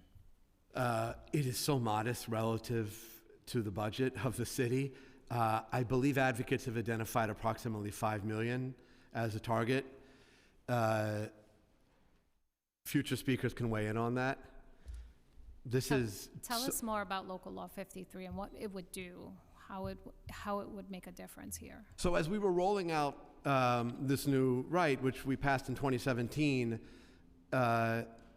people on the front lines working with tenants again and again reported back that tenants are not learning they have a right to a lawyer until literally they are showing up in court for their housing hearing, for their eviction hearing. And that puts a lot of power in the hands of the landlords, who are able to intimidate tenants because the practice for generations has been that they will haul you into housing court for an eviction case, even on flimsy grounds. And historically, you had no attorney, so they could push you out. And tenants understandably are fearful of that. And so they might think twice about complaining about not having heat because they don't want to be faced with a retaliatory eviction proceeding. But if you explain to them, you have backup now, you have an attorney now, paid by the city, stand and fight for your rights, it changes the power dynamic. That was starting to happen pre-pandemic. We just need outreach proactively, organizing proactively so tenants understand this right, so that they can demand this right, so that they're a political force to ensure this adequately funded. And we have a very high capacity nonprofit community ready to do the work. They're not funded for it. We passed a law to do that. It's Local Law 53. It's the law of the city. As far as I know, not one penny's gone into it. And we could do it in this budget, and it's a modest amount, and I appreciate your leadership on that. Oh, thank you, and absolutely agree. We can do it, and we have the resources for this. It is a matter of political will and what we see as important. We continue to fund programs with no data, no evidence, no real information that they're effective, and we know something as effective and important as this that centers this crisis that we know we have a city that is the #1 issue across New York City. We should do better, and we should be able to invest in this fully to protect our residents. So thank you so much. Absolutely, thank you. When did Local Law 53 pass? I think it was 2019, but 2018? was it 2018? Okay. Even worse, Yes, yes, going on 5 years. yes. Councilmember Sanchez, did you? No, just thank you, Borough President Levine for, actually I do have one question, but thank you, Borough President Levine, for your leadership, the first go around, for getting this through the last council. And I wonder, at that time, and then continuing to now, is it your position that the state has a role here to play in funding Right to Counsel, helping New York City fund it, and then the expansion of Right to Counsel statewide? Well, first of all, the courts are run by the State Office of Court Administration, as well you know, OCA. The Chief Justice has the ability to determine the rules in the courthouses of this state and this city. They did it during COVID. In fact, they actually ultimately shut down eviction proceedings, which was necessary at the time. They have the ability to do this. They have refused to do it so far. So that's why the chair of the State and Federal Affairs Committee has had to put a resolution in. We also want to take this statewide, and ultimately, absolutely, the state should put money on the table to implement this. Absolutely. The state bears some of the costs for homeless services as well it should. So one of the things we've calculated is that you're actually saving money for the city and state through Right to Counsel. You're spending a couple $1,000s on an attorney up front, or you're going to spend, what is it now, $50,000 a year for a family in a homeless shelter, and the average stay is longer than a year. So for the city government and the state government, investing in Right to Counsel is financially prudent, and the state should help. Thank you so much. All right. You'll be happy to know that Councilmember Sanchez and I are also sponsoring a bill to change the eligibility criteria for city FAPS programs to make more families eligible for it, which we hope, as you indicated, right, the easiest way to, prevent homelessness is by keeping people in their place of residence. And so. Oh, that's a wonderful bill. You have my full support on that. I know, we're Okay. excited. Muchísimas gracias. Thank you, everybody. Yes. Thank you.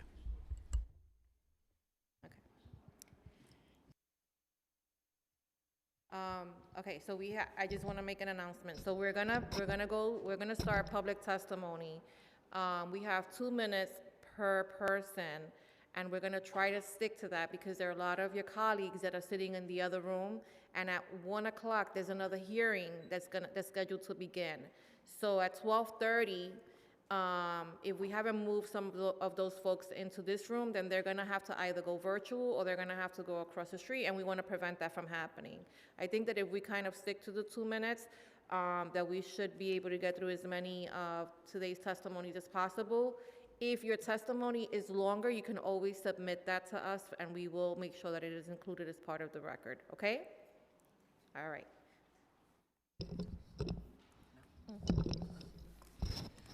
So our first panel will consist of Naqib Sadiq, Leslie Thorpe, Rosalind Black, Jonathan Fox, and Lauren Price.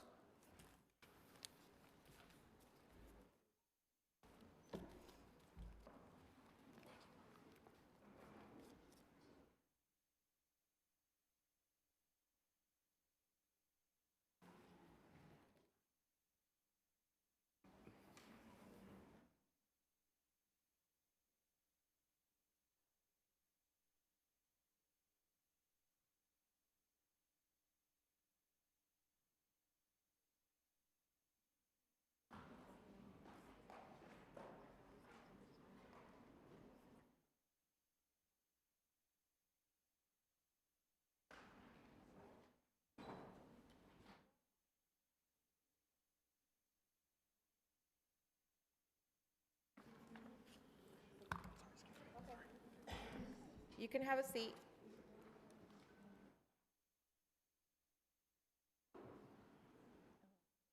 Did we call too many? Okay.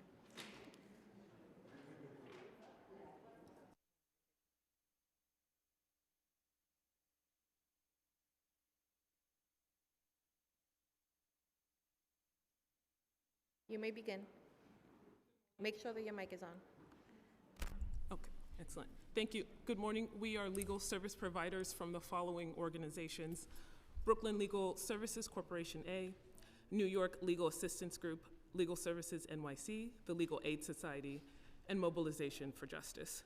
We offer this testimony this morning to provide feedback and recommendations about the Right to Counsel program. Each speaker on this panel will talk about a different aspect of the Right to Counsel program, specifically its effectiveness, challenges, the need for sufficient funding, additional resources to expand our capacity, and a need for partnership with the Office of Civil Justice to address attorney attrition. In regard to the strength of the program as discussed earlier this morning, it is crucial that low-income tenants have attorneys. Before Right to Counsel, about 1% of tenants had attorneys versus 95% of landlords were represented by counsel during eviction proceedings. After Right to Counsel, by 2019, representation of tenants grew to 64% in our targeted zip codes. As noted several times this morning as well, 84% of tenants who have an attorney avoid eviction. So it's clear that the Right to Counsel program is effective against evictions. It's cost effective as well. In fiscal year 2022, for example, the average daily number of households and individuals in the shelter system was about 2,700. This cost the city and state about $1.7 billion. Funding for the Right to Counsel is significantly less than funding spent on shelters, approximate $2 billion spent on shelters. While the Right to Counsel is effective, there's significant challenges, and it's these challenges that leave large percentages of our city's populations without counsel. We thank the council for holding this hearing and considering how the Right to Counsel can reach its full potential. Thank you. Good morning. My name is Naqib Siddiq. I'm with the Legal Aid Society. My pronouns are he, him, they. I want to thank you all. And I want to speak just very briefly here to how we got to where we are with the Right to Counsel program and this stage of the crisis. Crisis and housing instability predated the pandemic, but I'm really talking about 3 years ago this spring, right? The whole city, the whole world kind of fell off a cliff. We lost 20,000 New Yorkers in about 2 months' time, about 1 million jobs. And that really laid the seeds of the current crisis that we have in the Right to Counsel program. You heard the providers were called to step up and provide services during that terrible time at the height of the pandemic. We did so. Were we ready? That's a question. I don't think we were ready, but we went from a handful of zip codes to every zip code in the city. The 5-year rollout program was accelerated. It had to be. But were we ready? Did we have what we needed to do that work? If I can just speak a little bit about our work, right? We're lawyers, for sure. We're lawyers up here. We do lawyer work. That's the easy part of the job, right? We had the person, the client up in the Bronx in Co-op City during April 2021. We got our succession rights. We did that by going to an administrative agency, by going to court. That's plain vanilla. I'm thinking about now the client in Queens, whose case was easy. She owed rent in this pandemic. But our colleague, one of our paralegal colleagues, a proud 1199 SCIU member, right? Jorge, he went and figured out everything that the client needed, starting by asking her, what's your goal? Right? She wanted to stay there, age in place, with dignity. So he went and applied for ERAP, the Emergency Rental Assistance Program, for her. He got her Section 8. He was her lay social worker, right? That's the hard part of the job. And you know, the pandemic, right, that was the earthquake. And of course, you know, the metaphor I think was apt, that there would be a tsunami that followed the earthquake. We've seen that. That's the increase in housing petitions and eviction filings. And that's what we're really dealing with now.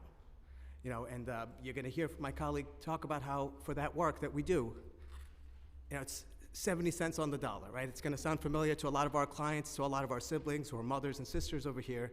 That's what we get paid. So I urge you all, we've gotten through 5 years of the right to counsel, to cast ourselves, you know, 5 years henceforth, 2027, 10 years, and work our way back. Are we gonna be proud of what we did to make this program, you know, a permanent feature of the city? Thank you. Good morning, I'm Rosalind Black. There you go. Thank you. Good morning, I'm Rosalind Black, the Citywide Director of Housing at Legal Services NYC. I'm going to talk about the funding challenges in the Right to Counsel program and how it impacts providers and tenants that we're privileged to serve, with the hope that significant improvements can be made in funding by the city in the upcoming request for proposal that's going to be funding us for the next 3 years. Our current funding is substantially and harmfully less than the cost of running a Right to Counsel program. For many providers, the funding covers only 60 to 70% of the cost of the work required by our contracts. And while this funding's always been challenging, it's gotten worse during the pandemic as cases are taking longer to resolve. There's been a 24% increase in the number of hours it takes an attorney to complete a case since 2018, while there's an increased administrative and training burdens that mean there's fewer hours than ever available for attorneys to get their work done. At the same time, providers, like all New Yorkers, have seen growing expenses in rent and healthcare and other costs. So what this means is we're forced to delay hiring staff when they leave. We're forced to forego necessary support services like social workers, like paralegals, and not make other necessary investments in infrastructure in our programs. And we also attempt to mitigate the funding shortfalls by subsidizing the programs with other funding. So this means other needs of low-income New Yorkers are being sacrificed and not met to fill this funding gap. It's not fair and it's not sustainable. The city has to ensure there's enough funding also to cover the tenants with the new cases filed, and also that backlog that's sitting there that they have no idea about, right? There has to be funding for enough cases. The number of cases funded right now with this program is significantly short of the need and woefully inadequate. So they're continuing to underfund this program, they're undermining Right to Counsel, and they're leaving people facing eviction without attorneys. There are other funding needs that need to be met. We have to hire and retain enough staff so people aren't burned out and they have reasonable caseloads that can provide high quality representation. We have to have enough funding to deal with attrition and leaves as staff are leaving, and funding social workers and funding community lawyering, and being able to have full programs that provide the best possible services to our clients. Thank you. Good morning, everyone, and thank you very much for the opportunity to testify this morning. My name is Jonathan Fox. I'm the director of the Tenants' Rights Unit at the New York Legal Assistance Group. As others have said, we urgently call on OCJ and the city to partner with providers to ask the Office of Court Administration to slow down calendaring of cases to match provider capacity and to adjourn cases to allow tenants to connect with counsel. The other 2 points that I want to cover briefly are that legal services providers need dedicated additional resources to enhance the Right to Counsel attorney pipeline and for new attorney training, and this will expand provider capacity. Councilmember Sanchez, to get to the point that you made before, these did used to be desirable jobs, and they still are, but legal services providers, in partnership with the Office of Civil Justice, need dedicated funding to work on a pipeline that starts with law schools locally and expands to law schools nationally. New York is blessed with the Pro Bono Scholars Program, which is a great way to get people into this practice and to be ready to go and admitted in June after they graduate law school. So there are a lot of structural things that with dedicated funding could lead to an attorney pipeline so that anytime there is a position available, there will be multiple people ready, primed to jump right in to start defending tenants in eviction proceedings. With that need for an attorney pipeline, we also need dedicated resources for a comprehensive training institute. The providers collectively spend so much time individually training new staff, and it consumes tremendous resources. Among us, we have... Go ahead. We have such a deep bench of attorneys with expertise in every area of eviction defense, and if we can get that knowledge into our new attorneys comprehensively and collectively, people will be able to jump into the practice of eviction defense with great success, and this will also minimize attrition because people will feel more fulfilled and more capable to address these urgent eviction defense matters.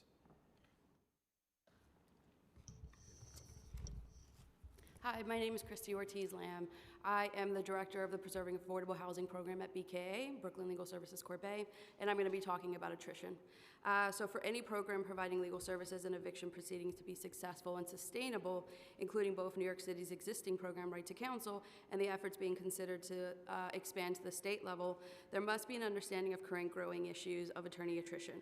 Legal services providers are currently scrambling to fill vacancies and to attract dedicated and qualified attorneys to the practice.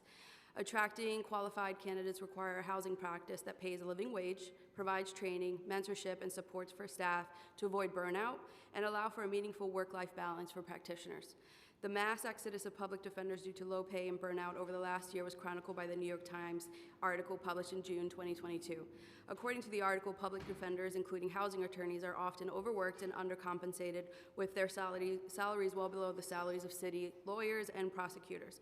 Acknowledging and responding to the unprecedented attrition that all Right to Counsel providers have experienced is necessary to ensure the sustainability and success of the city's program and to guarantee the sustainability of any program implemented at the state level. Providers are experiencing inordinately high attrition and are competing against one another to hire for their very small pool of applicants. This increase in attrition is in line with that felt across the legal services field throughout the pandemic period, but it is further exacerbated by the lack of funding and structural support afforded to advocates tasked with implementing the city's new and groundbreaking program, and will even more significantly in the event of an expanded statewide program. Staffing structures must enable providers to hire sufficient staff to provide adequate time for training, supervision, and client engagement outside of court so that staff who join this program are able to sustain their practice. High attrition rates impact remaining staff sustainability as well. So for example, when a staff attorney leaves, what happens to that caseload? It has to be transferred to the current attorneys that are there. That is a huge impact to the current staff. It lowers morale, and then just increases incrementally the amount of work that attorney has to do, all the while taking cases on a weekly basis during intake at the courthouse. Thank you.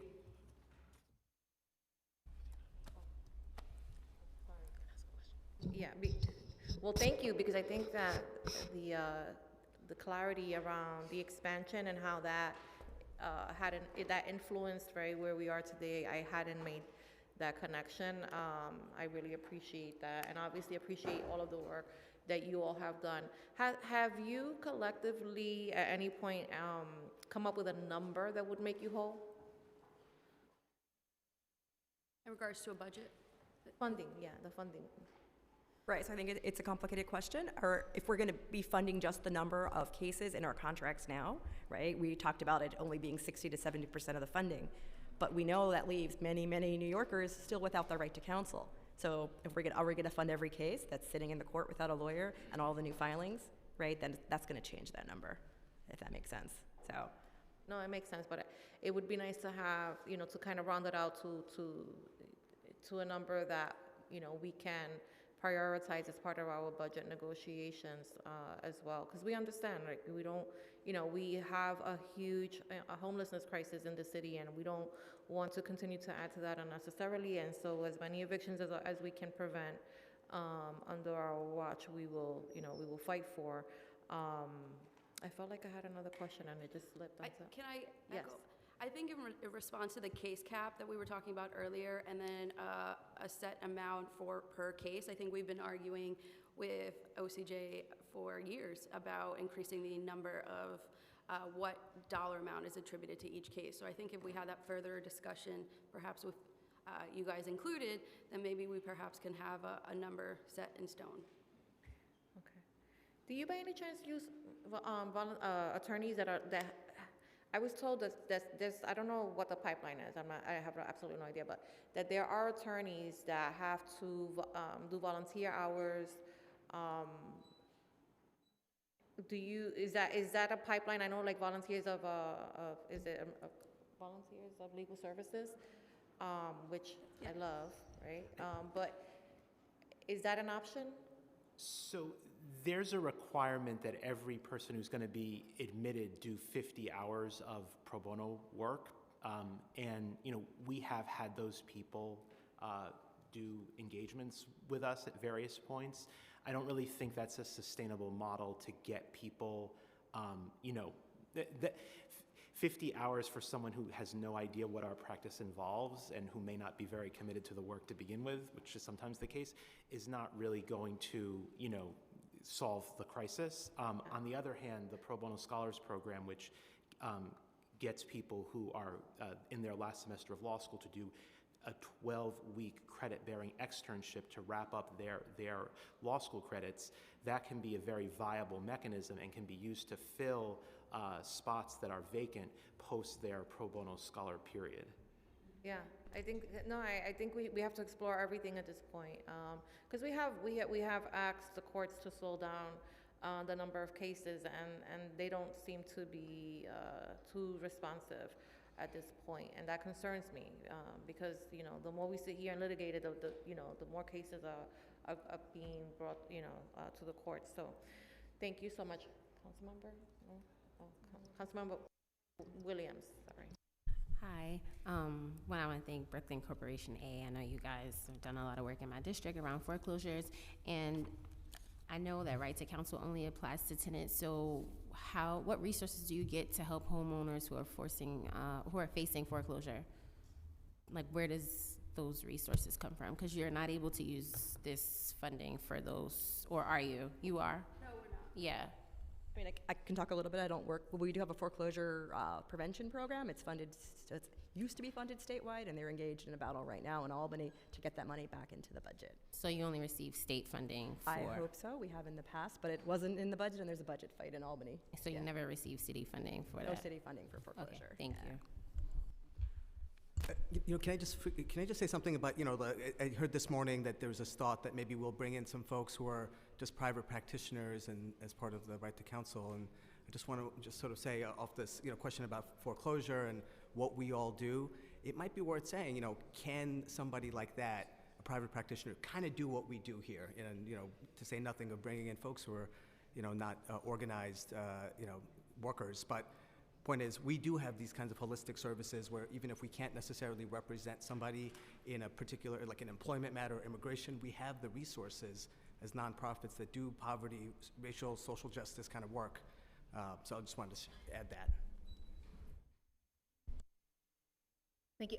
I just actually have a quick follow-up on that. So we talked about the unfunded mandate, or rather the unfunded mandate to cover seniors who maybe do not fall under the federal poverty level and under the restrictions that the previous right to counsel requirements would fall. Do you think that there is a space for for-profit providers to serve that population? I mean, I would say you all probably well know that the statute itself for right to counsel says that's going to be administered by not-for-profit providers, and there's a reason for that, right? The incentives that come about when you do this work can be quite concerning if you're doing it with private providers. I don't think seniors deserve any less than anybody else. Thank you. All right, thank you. We'll now call our next panel. Our next panel will consist of Teresa Himmelsbach, Esteban Giron, Charles Messick, and Nicholas Vargas.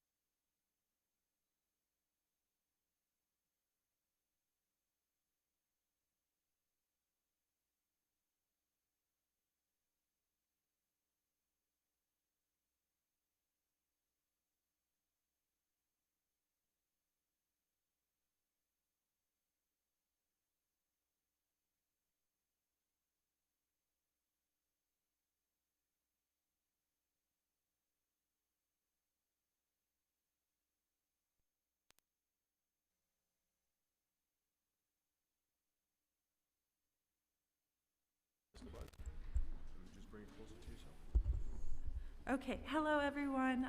I'll be short. Thank you for being here today. My name is Tess Himmelsbach, and I've been lucky enough to live in New York City for my undergraduate studies. I live in North Manhattan and would like to share my experiences with unlawful landlords. I live with 2 roommates in a pre-war building under rent stabilization that is falling into disrepair due to landlord neglect. My neighbors are my community, and we have not received justice. Instead, we received falling in ceilings, rampant mold growth, and other unsafe and unsanitary conditions. We now require right to counsel to defend ourselves against unlawful rent increases of over $1,000 a month that threaten to dislodge tenants within their rights. Without justice, myself and my community will have no peace. We are thankful to Riverside Goddard for organizing my community and providing right to counsel, but we require the city to be held accountable for allowing tenants being abused. We must continue fighting for our right to counsel to uphold our rights and the well-being of our community. Fund right to counsel and fight to uphold tenants' rights.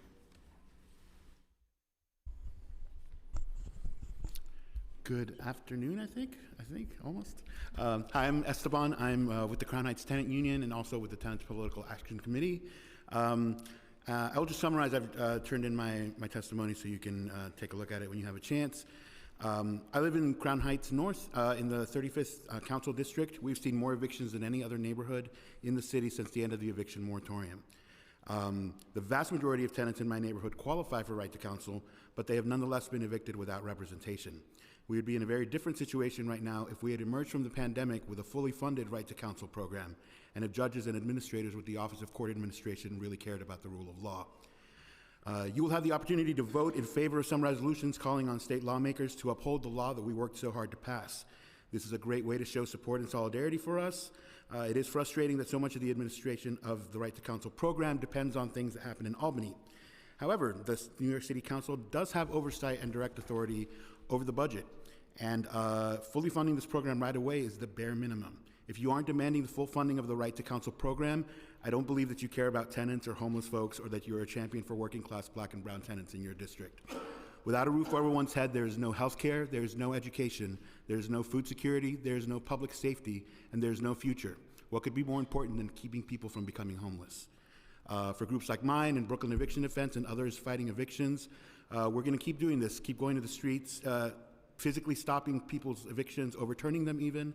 We will continue to do this work for ourselves and for our neighbors, and we are watching to see how serious you all are about providing real, tangible support for your vulnerable constituents.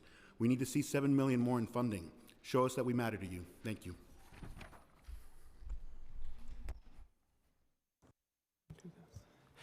Hello, how are you all doing today? I went to HRA to get help regarding my rent, and HRA gave me a letter to go to home base. I went to home base, and then home base says that they cannot help me. And I'm just trying to figure out, okay, why is that? Because HRA sent me a letter to go to home base. They told me to leave home base. I go back to HRA and tell them what was told to me. HRA then gives me another letter and says, go back to home base. During that time frame, each time you have to go back to home base, it's a 30-day waiting period just to even go and sit in front of someone in home base to even have a conversation. I got sent back to home base again for them to say, okay, give us another 30 days before we can see you. During all this process and timing, I have gotten threatening from the landlord regarding, rent demand letters and things of that nature, and that you're going to go to court. So how is this, I don't know, how does this work? You know, because if you're doing the right things and if you have entities in place to help and they're telling you to go and do certain things, but then you're getting sent, it's like a merry-go-round of bad information. So what happens for a tenant like myself who is trying to make it happen? I don't know. I mean, at this point, it's just like, come here and just speak to you all because I don't know what else to do at this point because I've been sent from one place back to another place, then to go back to that same place for them to kick me back out. So I don't know what else to do. I don't know if you all can help me with that. We actually can. I will leave your information with the guard. We will follow up with you and the different agencies, and I completely understand.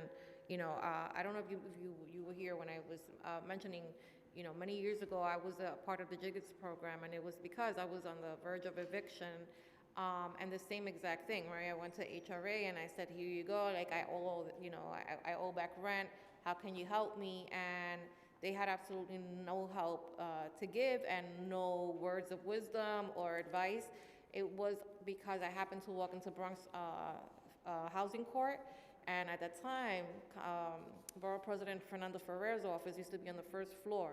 And on the way up from filing the eviction case, responding to it, I said, let me go in this office. And I went into the office, and they connected me to the JIGITS program that inevitably kept me housed. But the level of bureaucracy and the lack of coordination between, the different programs is really, unforgivable. And I don't understand how in 2023 we're still, Every time I go there, they'll give me a card. They'll say, call. You try to call, no one is answering the phone. No one even responds to an email. No one, when you even go, it's like these gatekeepers, when you even go into the establishment, they're like, oh, you got to have this, this, this, and this. And you bring that to them, and they say, oh, no, you got to have now this, this, this, and this. So how are people supposed to even navigate a system that seems to be you open one door to go to another door? And in my case, it's like I have started this process in December to then wait to January, wait to February, wait to March. Now it does it now to go into April, to where we're going to have to go into court because I have been waiting this long, and HRE keeps saying to me, oh, you qualify for X, Y, and Z. Yeah. You see what I'm saying? City FIPS. So if I qualify for that, why do they keep kicking me out for you to tell me to go back over there? It doesn't make sense to me. Yeah, their systems are just... So now at this point, it was like, okay, come here and speak to you all. Well, we appreciate you coming here because not only are you speaking for yourself, but you're also speaking for, millions of New Yorkers that are probably going through the same thing who wouldn't necessarily know to come here. And I thank you for giving those individuals that are not represented here physically a voice. And no one should have to go through the extreme, but if there are any listeners, in the crowd or online that are going through something similar, please visit your city council member's office. We do have the ability to act as an intermediate between you and the office and try to facilitate it so that the process is not, as crazy as as you're describing. And I believe it because I've been there. So I really appreciate that. I have a question for Esteban. The 70 million, where did you get that number? Because I've asked the question several times today and nobody seems to have a number. How did you arrive at that number? It's my understanding that the Right to Counsel Coalition has come up with this number as the sort of what we would need to basically get to basic funding. That's not what we would really need more than that, but that's just baseline. Okay. I think they said that we're like maybe 60 or 70% funded based on, I guess this is probably coming from the legal services providers, and just the overall picture of what's happening. Absolutely. Did you say 7 million or 70? 70. Yeah. Okay. All right. Thank you. We will now call our next panel. Thanks. So should I wait for you all? Oh, no. You're going to give them your information, and then we're going to follow up with you. The gentleman next to you. Okay. Okay. Our next panel will consist of Jeffrey Austin, Omarax Rosa, Runa Rajagopal, Chris Helwig, and Leslie Thorpe.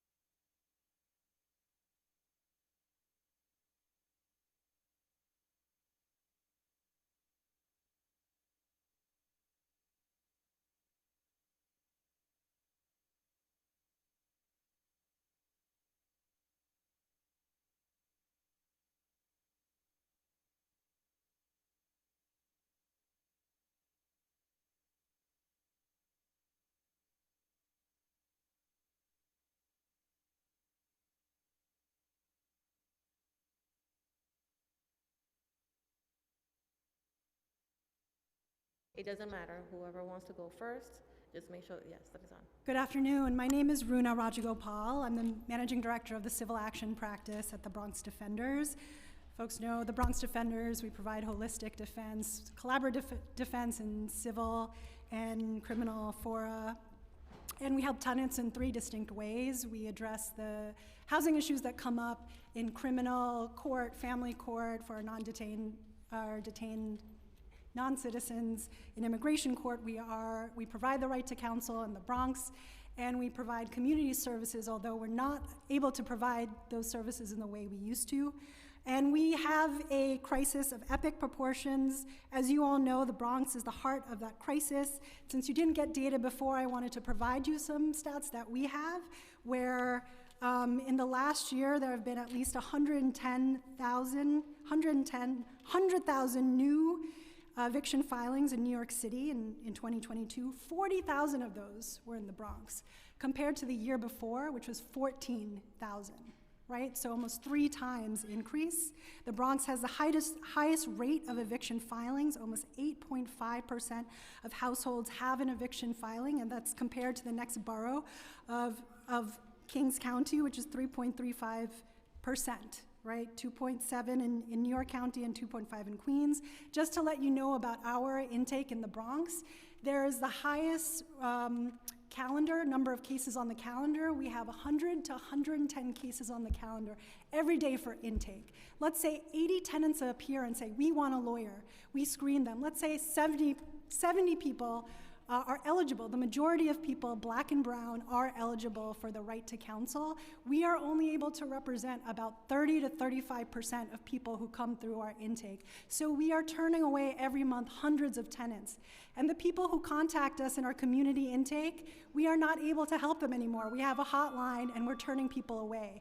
I know I'm out of town, but wanted to say, I wanted to renew funding levels. You talked about parity and address something that OCJ had said, which is that we have not reached parity. In 2018, we had reached parity with the law department, and then they quickly received a 3% increase, so we were left behind again. So in addition to right-sizing our contracts, funding it in holistic ways, we need to stop what's happening right now, not just by slowing down cases. We need to divert everyone who doesn't need to be in housing court. And the capacity issue isn't just us providers. Everyone keeps talking about us. The court system doesn't have capacity. They don't have interpreters, court attorneys, clerks, and DSS and HRA doesn't have enough staffing. We heard they're 50% staffing, 20% under. The capacity issue is for everyone, so we just need to divert people, slow things down, and make sure this right is real. Thank you for letting me go over.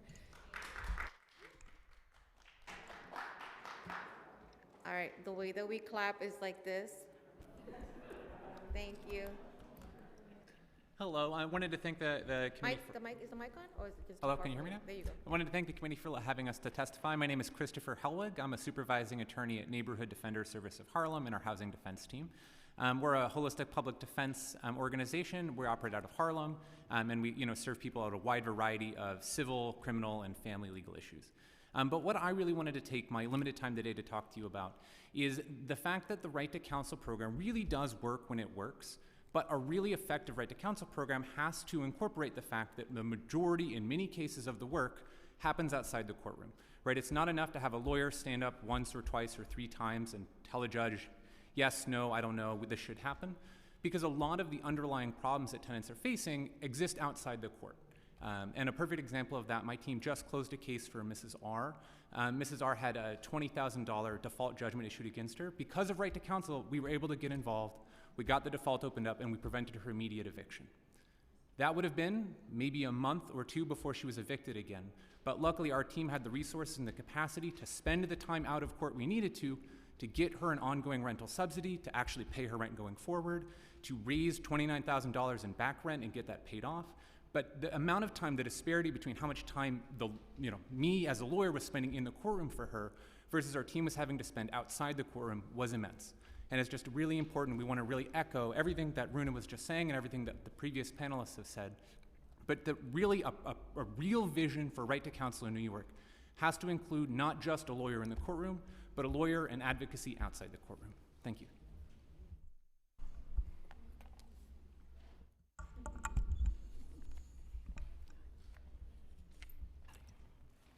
Good afternoon. My name is Omaric Schroza, and I am the project manager for the Housing and Justice Initiatives at the Harlem Community Justice Center, a project of the Center for Justice Innovation. Thank you for the opportunity to provide testimony today. I am here today to speak about our experience in Harlem with universal access to counsel and recommendations we have for the City Council to fully realize and strengthen this groundbreaking and important law. Since 2001, the Harlem Community Justice Center has been the housing court for landlord and tenant matters in East and Central Harlem. Currently, Harlem's Housing Court Part U is being heard downtown in Manhattan Civil. However, we continue to help tenants out of our Justice Center and throughout the community.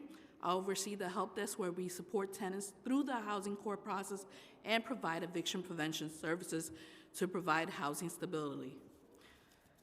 The help centers work with seniors, community members with mobility issues, with mental health, cognitive, and language challenges. Each of these issues compound the already immense stress and barriers clients confront while navigating the housing court process and fighting to keep their homes. Our help center is full of tenants every day facing eviction.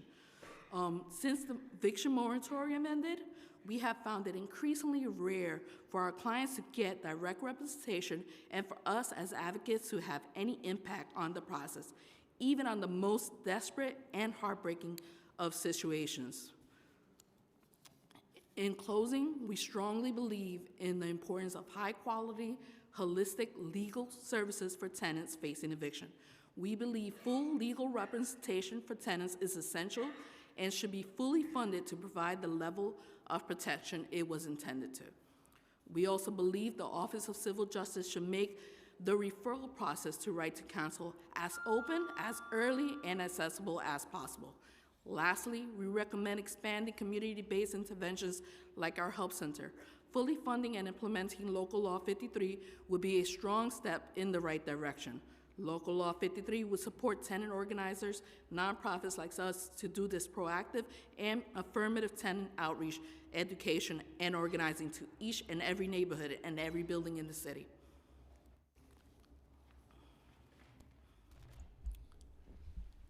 Hi, my name is Jeff Austin. I'm a program manager at Campbell Legal Services. Today we wish to highlight the immense challenge of adapting to a world that is rushing to move past the pandemic while leaving many of our most vulnerable New Yorkers behind. We applaud recent efforts by OCJ and OCA to address these challenges, such as the pilot program in Brooklyn that grants a 45-day adjournment to connect tenants with HRA and the RTC providers upon their first court appearance. Measured policies such as this not only reduce the administrative burden on the courts and the RTC providers, thereby expanding capacity, but also help to simplify a confusing and stressful process for tenants in which they are too often shuffled between over-calendared court parts and overburdened service providers. This is a significant step. However, we must do more to expand access to justice. Our recommendations include the following.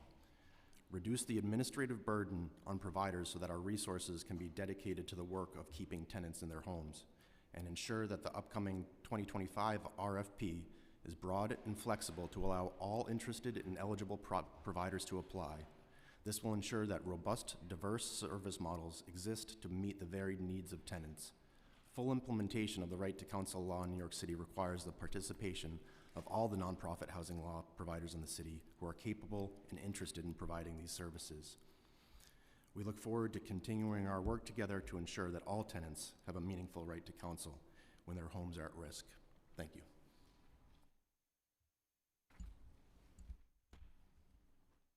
Hello, and thank you, Chairs Ayala and Sanchez, committee members, and City Council at large for the longstanding support of the Legal Services for the Working Poor Coalition. My name is Leslie Thrope, and I work for Housing Conservation Coordinators, one of the 5 members of the Legal Services for the Working Poor Coalition that includes CAMBA, Mobilization for Justice, NIMIC, and Take Root Justice. The coalition was created with the support from City Council to address the civil legal services need of working poor and other low-income New Yorkers whose income is slightly higher than the poorest of New Yorkers, thus rendering them ineligible for free civil legal services while being one missed paycheck away from facing eviction or other dire consequences. Our coalition members are in the support of the resolutions and bills presented today, as the expansion of the right to counsel for the most vulnerable New Yorkers statewide is essential to the health and safety of the tenants at risk. Additionally, coalition members also provide services under the Right to Counsel program, and we are witnessing firsthand this crisis in housing court that has been described here this morning. However, I'm here to provide an insight on why the services that our coalition provides is so important to alleviate further stress on the current crisis in housing court, and more importantly, how our work, made possible by the Legal Services for the Working Poor funding, helps stabilize housing for thousands of New York City households and can even obviate the need for an eviction filing. We continue to see that working poor New Yorkers, many from communities of color who can barely make ends meet, face catastrophic consequences as the result of civil legal problems.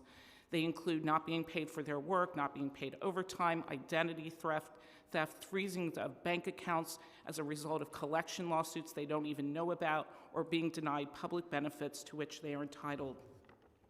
The Council's funding for legal services for the working poor is the only funding that specifically targets the civil legal needs of working people to ensure continued self-sufficiency for families struggling to survive in New York City. It is important that we support the statewide right to counsel. We provide relief to city tenants who require meaningful representation under the law, and that you continue to support the Legal Services for the Working Poor program, which provides this flexible funding. Thank you. Thank you so much. Our next panel will be Priyam Sewak, Jessica Belinder, Kieran Pauls, Joanne Grell, and Lauren Price.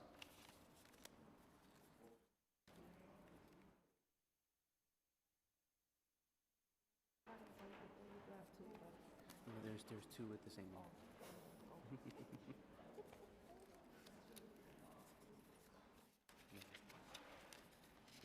Same. You may begin.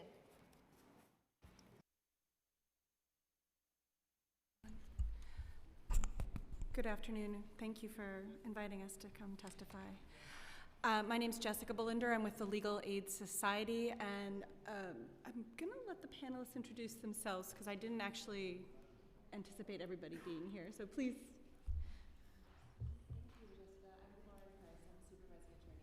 Your mic is your mic on? Lauren Price. I'm a supervising attorney at Brooklyn Defender Services, and we're a member of the LEAP Coalition, which is part of the AHTP funding, and that's what I want to discuss. I'm Joanne Grell, a leader of CASA in the Bronx. My name is Priyam Sewak. I am the Deputy Director of the AHTP program at Queens Legal Services, which is part of Legal Services NYC. Hi, good afternoon. I'm Carrie Ann Pauls. I'm the Director of Coalitions and Resource Management at Take Root Justice, and we coordinate the LEAP Coalition's work under the AHTP program.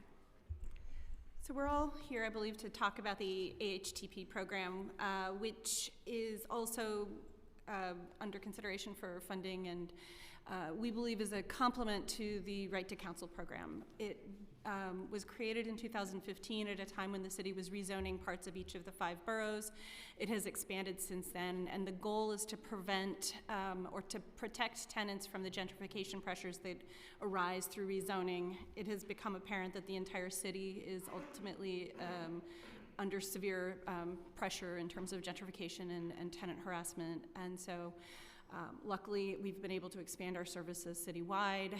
The services are not entirely sufficient to meet the need, obviously, but we wanted to talk about why it is important as a complement to RTC, because we have a network of tenants' rights through the Housing Maintenance Code, through accessibility issues, through protections against harassment. And the city's commitment to allowing tenants to affirmatively litigate these issues enables them to stay in their homes, especially when they don't have options for alternative housing, and that the support for this type of work gives meaning to those laws. Okay, so I'm just going to talk about a few changes and considerations that we think would be helpful in administering the AHTP program.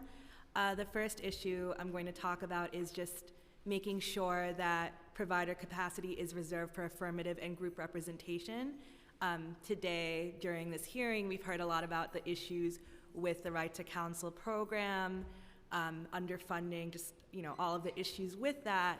And we believe that the AHTP work and the Right to Counsel work are both equally important and complementary. Certainly, it's very important that every tenant in an eviction proceeding receive representation.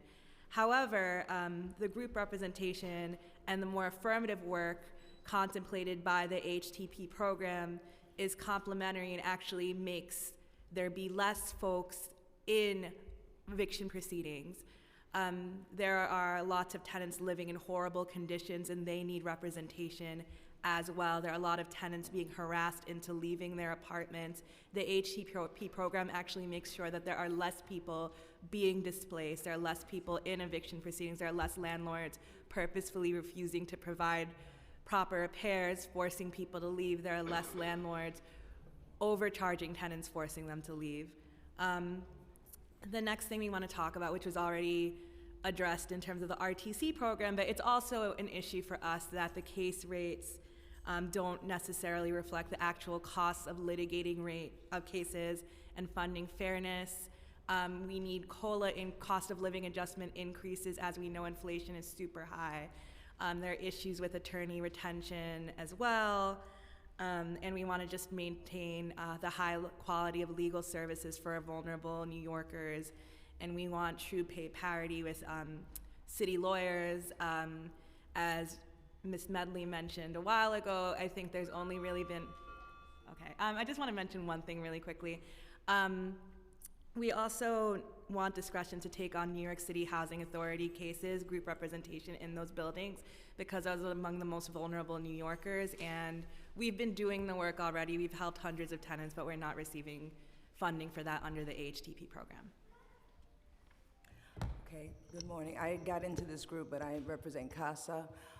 We do a lot of work in the Bronx around community organizing and tenants' rights, et cetera. And part of what we do is we go to do court watches where we sit in court and watch the atrocities that are committed every day. And one case that I'd like to speak to you in particular is a woman who came in with 5 children and she had already been evicted. She was speaking to the landlord's attorney and signed over a stipulation saying that she would pay the rent, which she did not have the money to pay. Luckily, we were able to speak to her and give her the information that she has the right to an attorney, and she actually did end up getting an attorney to see her that day. So that's just part of the work that CASA does and part of what Right to Counsel means to some of the most vulnerable New Yorkers. And so this is why we need Right to Counsel fully funded, and I'm just going to give you a list of what we would really like to see the City Council help us with, which is to pass Resolution 499 in support of the statewide RTC, which would mandate that tenants have time to get an attorney. Pass Resolution 345, which is in support of RTC, and will demand that the court pause all cases for eligible tenants that don't yet have a lawyer.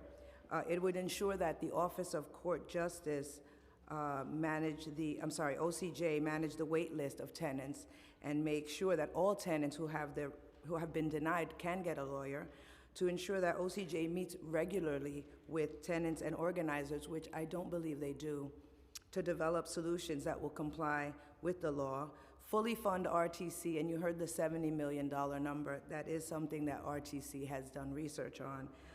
And that would maintain the legacy of RTC and would allow to fund Local Law 136. And also, lastly, to call on HRA to fund Local Law 53 immediately.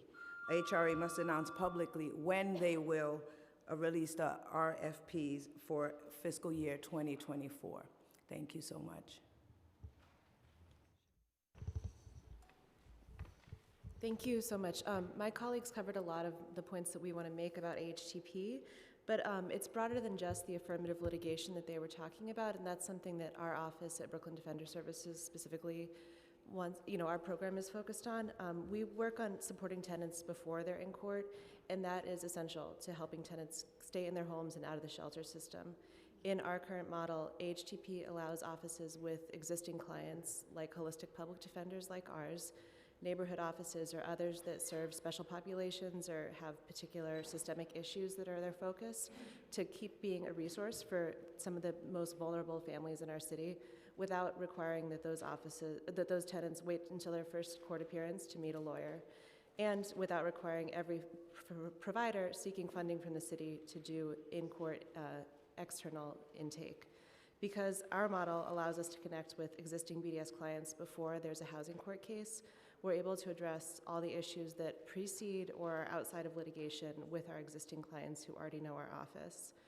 I don't want to set up a false dichotomy, regardless of what the work is called, AHTP, UA, RTC. We want to reiterate the importance of funding universal access to legal services, regardless of whether the tenant is in court or before they're in court, or in fact, could they avoid court.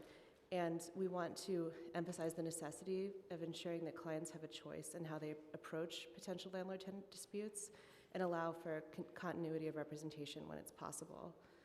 In our office, clients are referred to us by other Brooklyn Defender Services units. They're already working with our office in another court-appointed forum.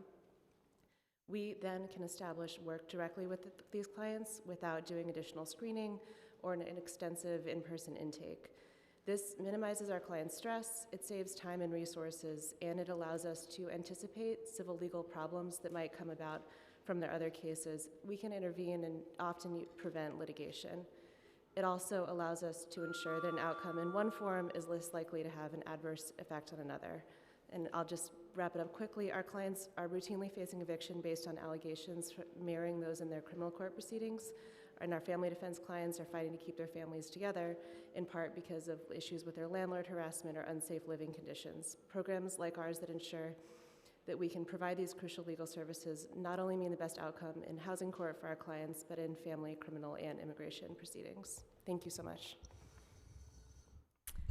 I just want to share and just say thank you so much to all the tenant leaders who are sharing about how important the right to counsel is. And in addition to that, we partner with a lot of these tenant organizers, community-based organizations, as we do the legal work under the Anti-Harassment Tenant Protection AHTP program. Just want to amplify how important this program is with the common goal alongside the right to counsel in preventing displacement, preventing people from experiencing homelessness, and living in housing that is dignified, that is safe and affordable, and where they can raise their families and live in community.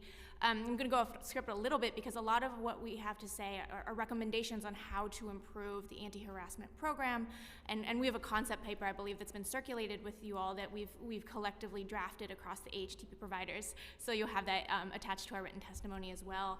But I just want to get some of the broad things in addition to what my colleagues have said is, currently, this program prohibits us to subcontract and partner with community-based organizations in that way. That's a huge change that we're looking and seeking so that we can get our references from the experts, from the organizations on the ground in the buildings, organizing tenants and supporting them in building leadership. So we really need that contract change. These contracts require a lot of data collection from tenants, from clients who already are experiencing so many people asking for sensitive information about their life. And it's a prohibitive thing in getting people to sign up for our services that they need in order to fight against landlord harassment. So we're looking for those changes as well. One of the great structures of the AHTP program is that we can work in coalition under it.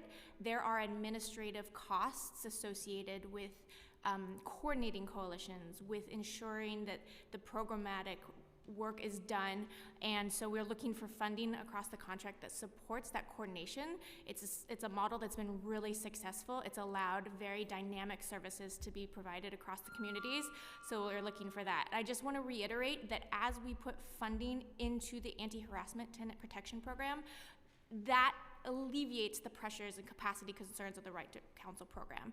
The sooner we can get to tenants and build from their power to fight against landlord harassment and displacement that is done outside of the courts, the less of a volume of cases and the less displacement we'll see in our communities. So thank you so much for your oversight and what you do to ensure the agencies like the Office of Civil Justice actually hear us and implement these changes.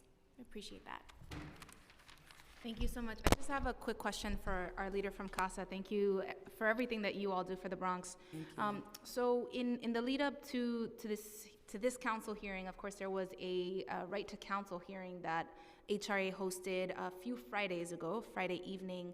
And as a member of the Right to Counsel Coalition, I'm wondering if you can speak to what that Friday evening time slot did to attendance.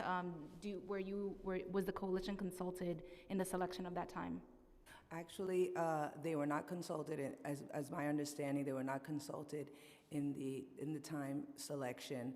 And I'm not exactly sure what occurred. I don't know how much attendance was there, but I could certainly find out for you and follow up, as the administration said. Thank you. Thank you so much. Thank you. Thank you.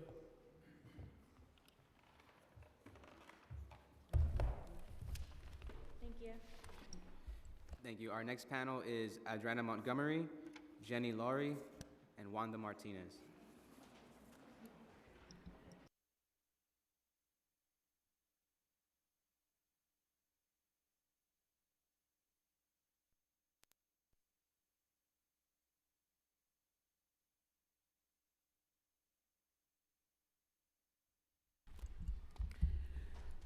Good morning. My name is Adriana Montgomery. I am privileged to be here today in my capacity as a tenants' rights attorney at Take Root Justice. But I am also here in my capacity as a Brooklyn native, raised by a single mother of 3 girls. I have lived in both public and rent-stabilized housing throughout my life.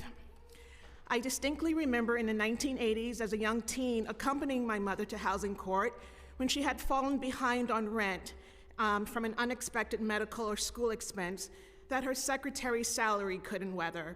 Since we never had a lawyer on our own, we were coerced into settlements that were always an unreasonable payment plan on my mother's salary.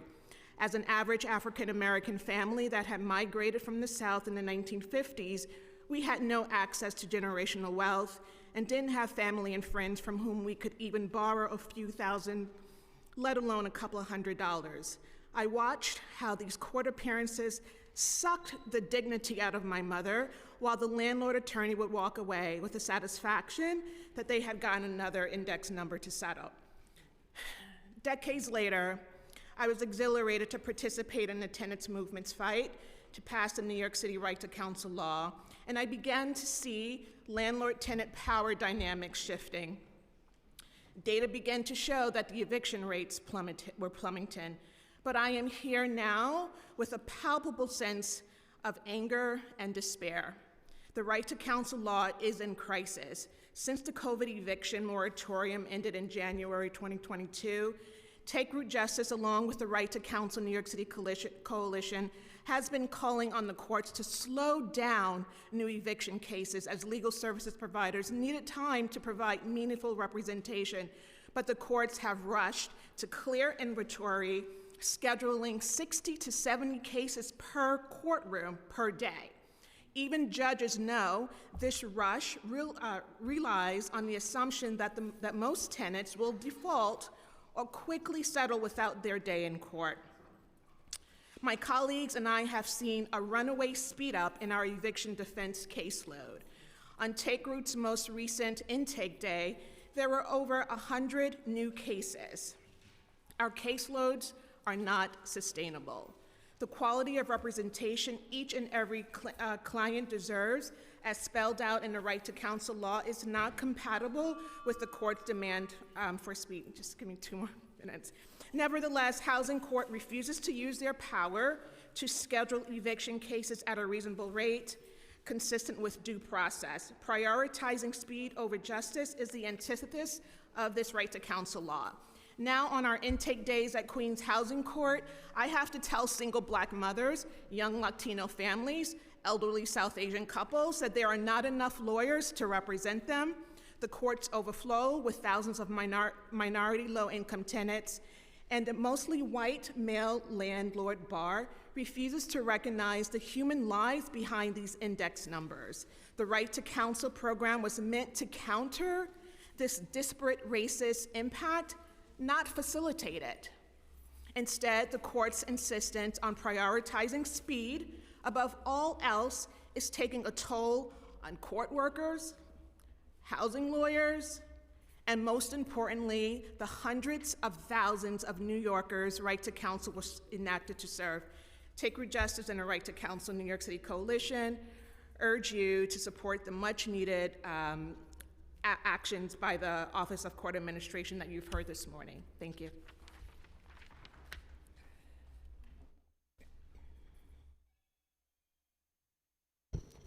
Good morning or good afternoon. My name is Jenny Laurie. I'm the Executive Director of Housing Court Answers, a nonprofit which helps tenants avoid eviction. We do our work through the staffing of information tables in the New York City housing courts and via hotline. This work is partially funded by City Council initiative funding, and we very much appreciate that support. One of our tasks is to refer tenants to legal service providers. Our phone number is on the papers that landlords use when they start a housing court case that they have to serve on tenants. Our hotline currently receives about 350 to 400 calls a day from tenants, most of whom are in various stages of a court proceeding. In the first half of this fiscal year, we took over 20,000 calls on our hotline. Additionally, many more tenants call 311 and get the tenant support unit. I highlight these numbers only to point out the enormous need that tenants are showing for help in their eviction cases. Prior to the ending of the eviction moratorium, we were able to refer all these tenants to counsel or to other programs, either the assigned counsel program for seniors, help filing HP actions if they had housing repairs, and all of that. That entire system has completely fallen apart. Most of the tenants we talked to today are not getting counsel. I also want to talk a little bit about something like 50% of tenants who default on their non-payment cases, according to a recent report by the Furman Center. The Furman Center found that 40% of warrants statewide resulted from a default decision in a case, and that tenants, knowing that they had a right to counsel, reduced the number of defaults. So I think that points out how important Local Law 53 is in terms of organizing. We support, obviously, the two resolutions before the City Council and thank the Council for its support. Good afternoon. My name is Wanda Martinez, and I am a tenant leader with CMS out of Queens. And I'm here to also express how important it is to have these tenant organizing organizations that let us know the rights that we have and help us confront situations that otherwise will continue to make our lives a little less pleasant. In my case, it was repairs. So we have been fighting for repairs for decades. And it wasn't until CMS came in, helped us organize, helped us file the appropriate paperwork so that our voice was heard with the courts, with the landlord, who has since all this started, finally making the repairs and giving us the quality of life that we deserve. We're paying our rents, they should render their services. So I guess I want to reiterate how important it is to keep these organizations funded so they can continue to educate the tenants of New York City as to their rights, and in that case in New York State, because right to counsel is needed there also. Thank you for listening to us today. Thank you. Our next panel will be Lloyd Smith, Paulette James, Pilar D., and Tom Gogan.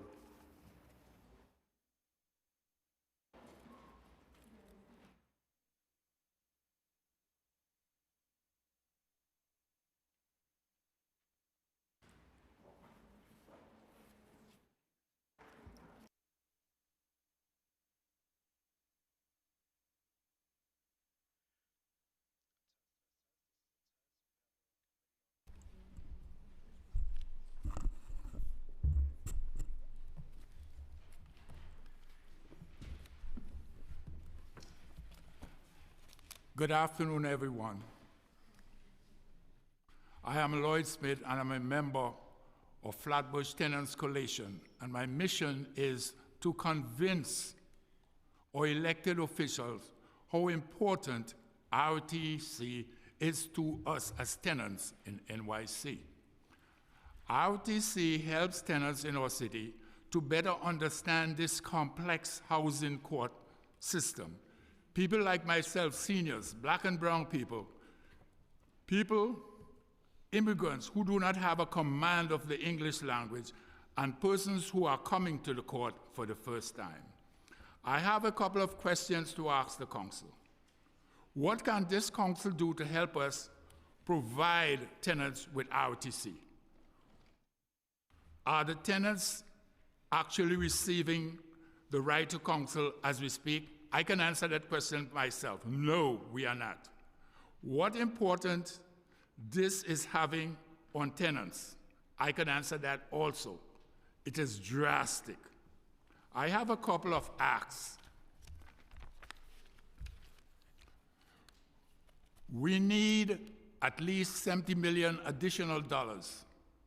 I am asking the City Council to support our statewide defense RTC legislation, which would mandate that in any city where tenants have the right to counsel, eviction cases be adjourned until tenants have legal representatives. Today, more than 17,000 tenants in NYC are being denied RTC. We won't stop fighting until we are sure and safe and stable housing is a right for all tenants. We will fight. I must end this by saying, I must work the work of him that sent me while it is day. For night cometh when no man shall work. As long as I'm in the world, I am the light of the world. Thank you, council members. Please help us get this bill passed statewide. Again, I thank you.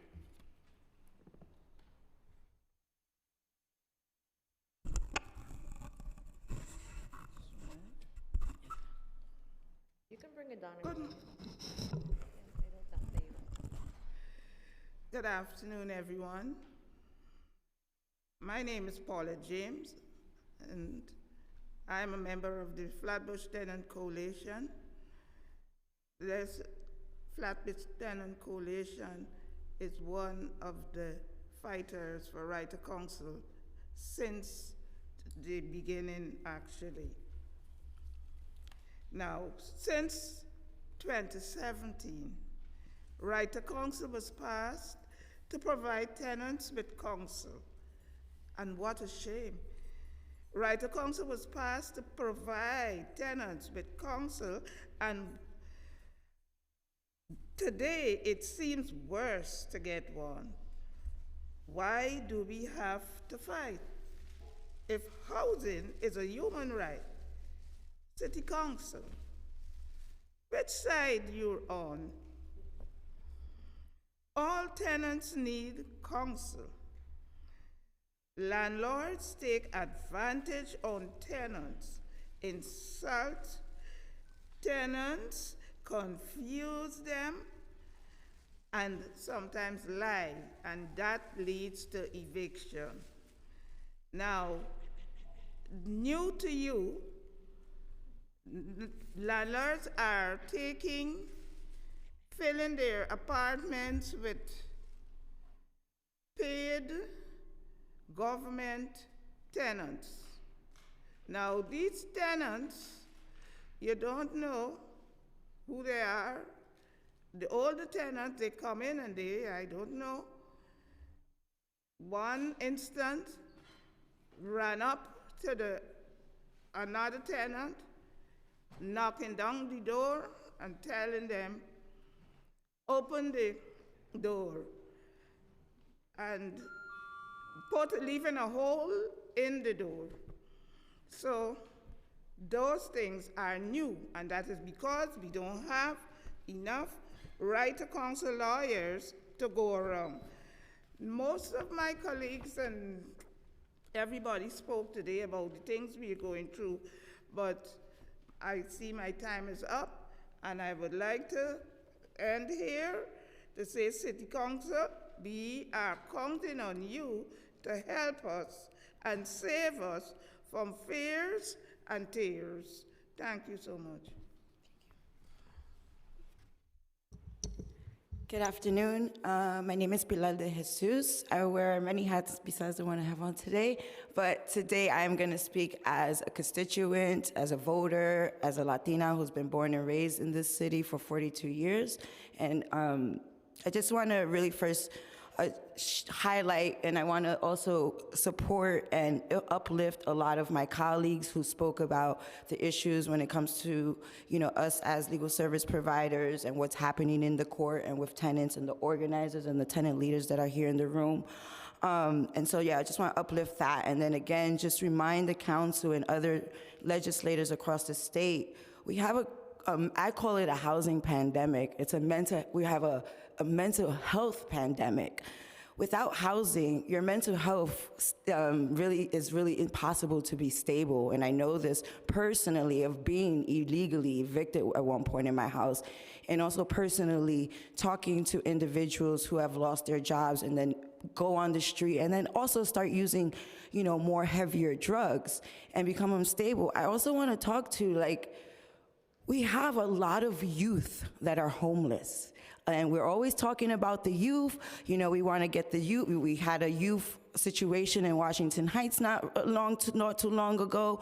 And I think we need to start addressing the root of that problem. And a lot of it is coming from the housing instability. Yes, food insecurity as well, but the housing instability is really, to me, one of the main roots of what the mental health instability we have going on, and we're not addressing that.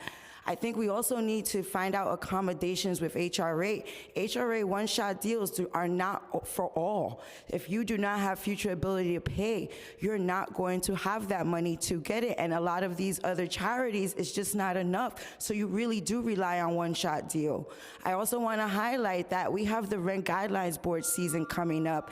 And I'll end with 2 more points, and that was it. But Rent Guidelines season is coming up. Council needs to step in there too. We need those rents rolled back. We need a special hearing on that. We really need also the state to cancel the rent and mortgages during the pandemic, because honestly, we have a really huge housing pandemic, in my opinion. And so, again, some of the solutions are HRA maybe needs to make accommodations for some folks who do not have future ability to pay. We need to consider maybe doing rent waivers for folks during the period of the pandemic, because I don't honestly see a healthy path to this mental health crisis we have. It's a housing crisis, but it's tied to the mental instability crisis we have currently. And so I just really would love to see the city council, the state, everyone, all hands on to address the mental health crisis we have going that is also rooted in housing. Thank you. Good afternoon. Thank you, Council Members Sanchez and Abreu, for your both of your resolutions. I support 100%. My name is Tom Gogan. I'm with the Move the Money New York City Coalition. When I was younger, I was a tenant organizer for many years, actually. One of the groups that I worked was Northern Manhattan Improvement Corporation, which provided a very good model. I'm happy to see that they're part of the Working Poor Coalition, calling for implementing Local Law 53, and for expanding it, and for really, I'm going to underline, implementing it. It's great to have words on paper, but what we need is action in terms of actually funding these programs to the extent that they need to be. And that's where Move the Money comes in, and it's also where the City Council comes in. Clearly, it's important for the Council to take a stand relative to the current administration at City Hall, saying, get this done. Not enough with the talk about getting it done, really get it done. And then number two, we have to talk about where the resources are really going to come from on the long term. On the short term, the money's there. On the longer term, we are in a serious, deep expanding crisis. And we've got to look at the federal government in addition to the state government, and that's why we talk move the money. There's way too much money going to wars, and the Pentagon's military spending, not enough that covers our veterans when they get home from these awful wars, and definitely not enough resources coming back down into our communities. So I implore any council member who has not yet signed on to our Resolution 423, which Carlina Rivera inaugurated, or that's not the correct term, in early December, to please sign on as a co-sponsor, and I thank Councilwoman Ayala for having just done that. That's very significant to have the Deputy Speaker on board. Thank you so much.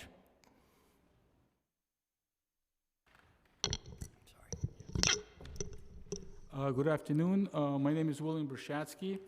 I personally witnessed the court's violation of the right to counsel, and I would like to ask the committee if they have any ideas how we can hold the courts responsible for this.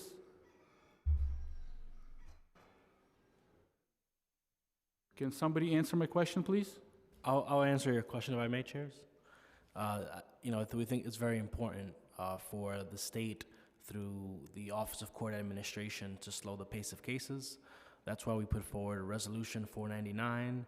Also, Pirina's resolution would expand right to counsel statewide, which is very, very important. And at the city level, we need to do everything that we can to make sure that there's adequate representation for right to counsel. Thank you for the answer, but from my observation, I don't think nothing has been done to hold the court responsible. I think with cumulative efforts, we can, this is just an idea I want to run by everybody here, that maybe we can have a meeting with the head judges and chief judges of all the courts in the borough, the landlord-tenant courts, and have them pause every single case until the right to counsel law is obeyed 100%.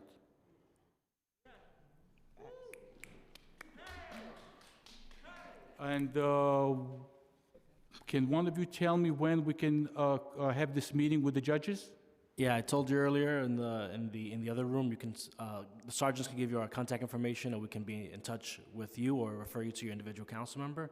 But we're always in conversations with the Right to Counsel Coalition, led by Suzanne and the coalitions here today. So thank you all for attending. Thank you. Thank you.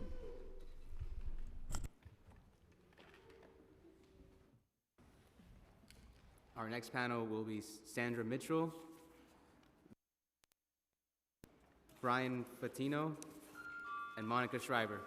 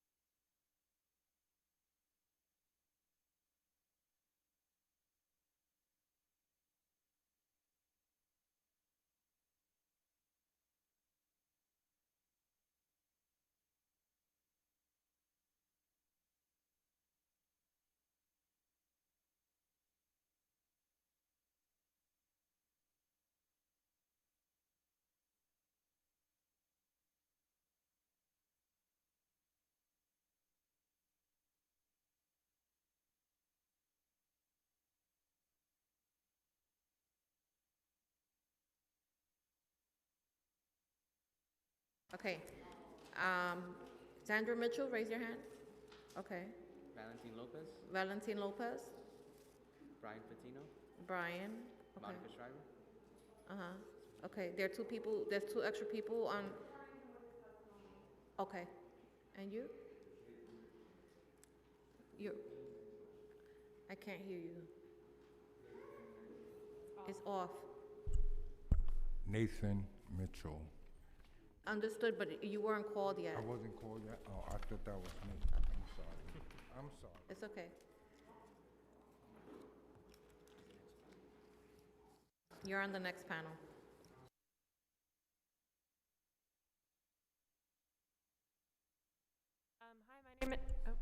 Hi, my name is Monica Schreiber. I'm a tenant organizer with Brooklyn Eviction Defense. We're a borough-wide tenants union, building tenant power with other tenants, and we keep each other safe and housed because the state has failed to do so. That's why we're here today, trying to defend right to counsel, because the state has illegally disrespected our voices and our bodies as we are constantly under threat of eviction. So we need City Council to be RTC champions and come out publicly to say that we will fight to defend RTC.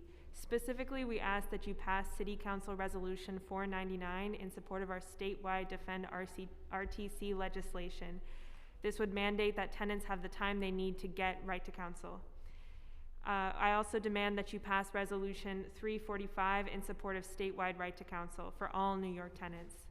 I demand that the courts pause all cases for eligible tenants who don't yet have RTC until there is lawyer capacity. I demand that you ensure that that OCJ manages the wait list of tenants to make sure that all tenants who have been denied RTC get a lawyer. I also demand that you ensure that OCJ meets regularly with tenants and organizers to develop solutions that it will comply with the law to hold annual hearings and release annual reports. So far, it's been 2 years and there's been one hearing, and it was on a Friday night, as we all discussed. I demand that you fully fund RTC. As it exists now, the law is not currently fully funded. This is leading to retention challenges at legal services organizations, and this discourages zealous representation. We need the City Council to build on and maintain the legacy of RTC and to add at least $70 million to fund Local Law 136. Finally, I'm demanding that you call on HRA to fund Local Law 53 immediately. HRA must announce publicly when they will release the request for proposals for the fiscal year of 2024 and the $3.57 million they've allocated for such a goal. Thank you. Hello, my name is Brian Fotino. I am a tenant organizer at Catholic Migration Services and the Right to Counsel Coalition, representing tenants throughout Queens. I'm here today because, as others have pointed out, I have seen the right to counsel degraded time and time again over the past few months. I have been in court helping connect tenants with their rights, and unfortunately, there is no bona fide right to counsel at the end of the day because court cases are still moving forward and people are still being evicted without lawyers. And I don't think that's right. I think that's a violation of human rights. We also don't have representation for affirmative cases. I represent tenants at 9416 34th Road, like Wanda Martinez, who spoke before. And thankfully, they've been able to connect with a CMS lawyer who's helped them sue their landlord and hold their landlord accountable for repairs violations. But not all tenants in New York City and throughout the state have that right. So we're really advocating for a full statewide right to counsel, not this watered down version that has been put forth in the Assembly budget. We need the full version with adjournments, with no carve-outs for New York City tenants, because just because we have some watered-down right to counsel law here doesn't mean we shouldn't have the full protection of the state law mandating adjournments, because at the end of the day, the city doesn't control the court system, the state does. We need the full version for affirmative cases, for any case that could result in eviction. So that's why I'm calling on all of you and the City Council today to please support Resolution 499 and Resolution 345, as well as the other proposals of the Right to Counsel Coalition that would urge the state to pass statewide right to counsel. I have been in dozens of these lobby meetings with state legislators, and so many of them don't seem to understand the issue. They don't understand how the housing crisis is affecting New Yorkers, how it's leading to rising homelessness, rising shelter population, and how we need a lawyer for everybody who's being evicted. So I am calling on you to put on the pressure to these statewide legislative officials and demand that they pass a statewide right to counsel as we deserve.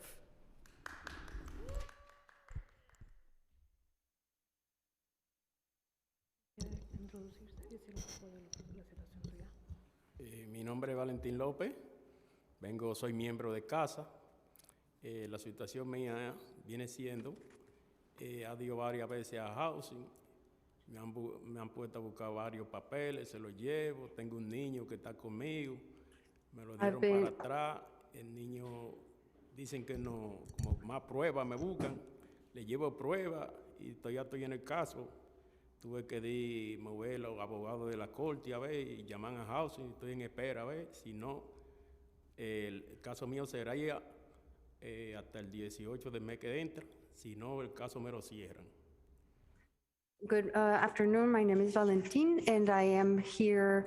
I'm sorry, but there was a problem, a technical problem, but I have proof. I have been moving my attorneys. They call housing, but I'm still waiting. And if the next one is in March 18th, otherwise the case will be closed. ¿Tú me puedes repetir la última parte, señor Valentín, por favor? Y también estoy atrasado con la renta, debo como 12,000 pesos de renta. Si no pago, me tirarán para la calle porque no tengo lo que me dan de disability, no me da para pagar la renta. Lo que me dan son $991.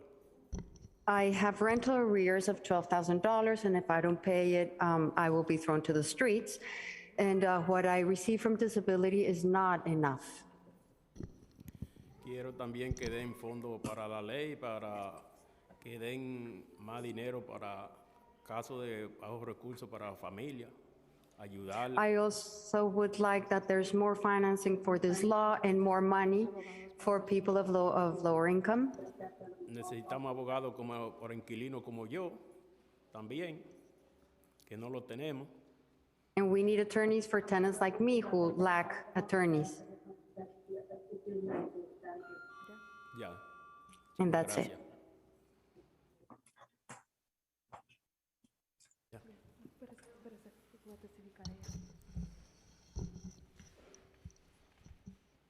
Blessings to everyone.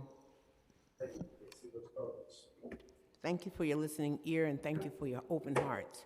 My name is Chaplain Sandra Mitchell. I'm a proud and active member of CASA, Community Action for Safe Apartments. I'm also a registered voter in the Bronx, living in the Bronx for 53 years. We, the tenants, we fought for and won the right to counsel in 2017, making New York City the first city in the country to have this right. We need this tool to stop displacement and reduce homelessness in our city. My previous landlord took me to court on false charges of rent arrears. He falsely presented a case inflating the amount owed by almost 7 times. I had no legal representation, even though I was able to prove that I held back the rent due to his neglect and refusal to make repairs. And even though I proved and paid the correct amount owed within 24 hours of the case, I still was displaced and had to go into the shelter. Many ER visits and hospitalizations later due to the turmoil and trauma of fighting homelessness. By the grace of God Almighty, I am here before you today, continuing the fight for communities everywhere to have the right to counsel. If right to counsel had been in effect, I would have never lost my apartment. We need this tool to stop displacement, protect the tenants against unscrupulous, greedy landlords, and to reduce homelessness in our city.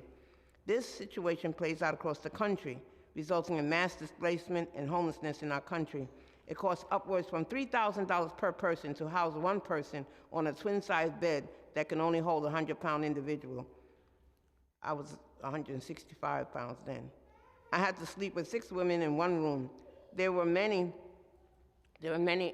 fights and there were many fights, but the shelter cost the taxpayers $2 billion per year or more. It would be more cost-effective and most humane to render free legal assistance with right to counsel. We need to save our communities and keep people in their apartments using the tool of right to counsel. Just a few seconds more, please. This tool must be made statewide as it is cost-effective to our country.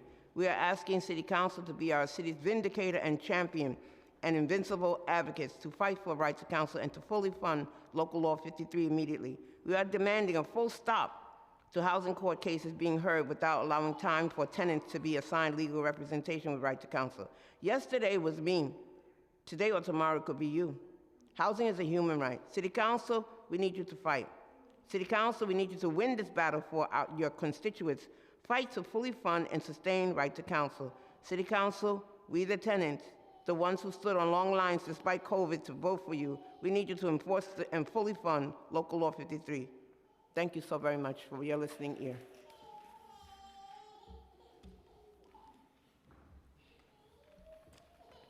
Thank you. Our next panel will be Ana Galvez, Jocelyn Gomez, Alejandro Corlet, Nathan Mitchell, Sylvia Sanchez.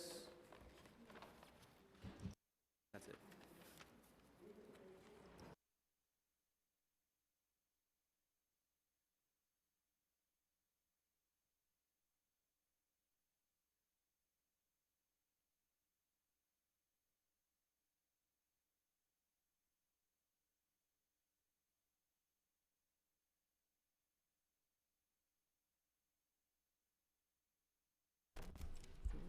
Hello. Buenas tardes. Mi nombre es Jocelyn Gómez. Soy líder de casa y he estado desde el 2017 con el derecho a un abogado, luchando para que en toda la ciudad de New York cada inquilino sea representado por un abogado. Since 2017, I've been fighting to right to have a council, and also so that every person in New York may have a council.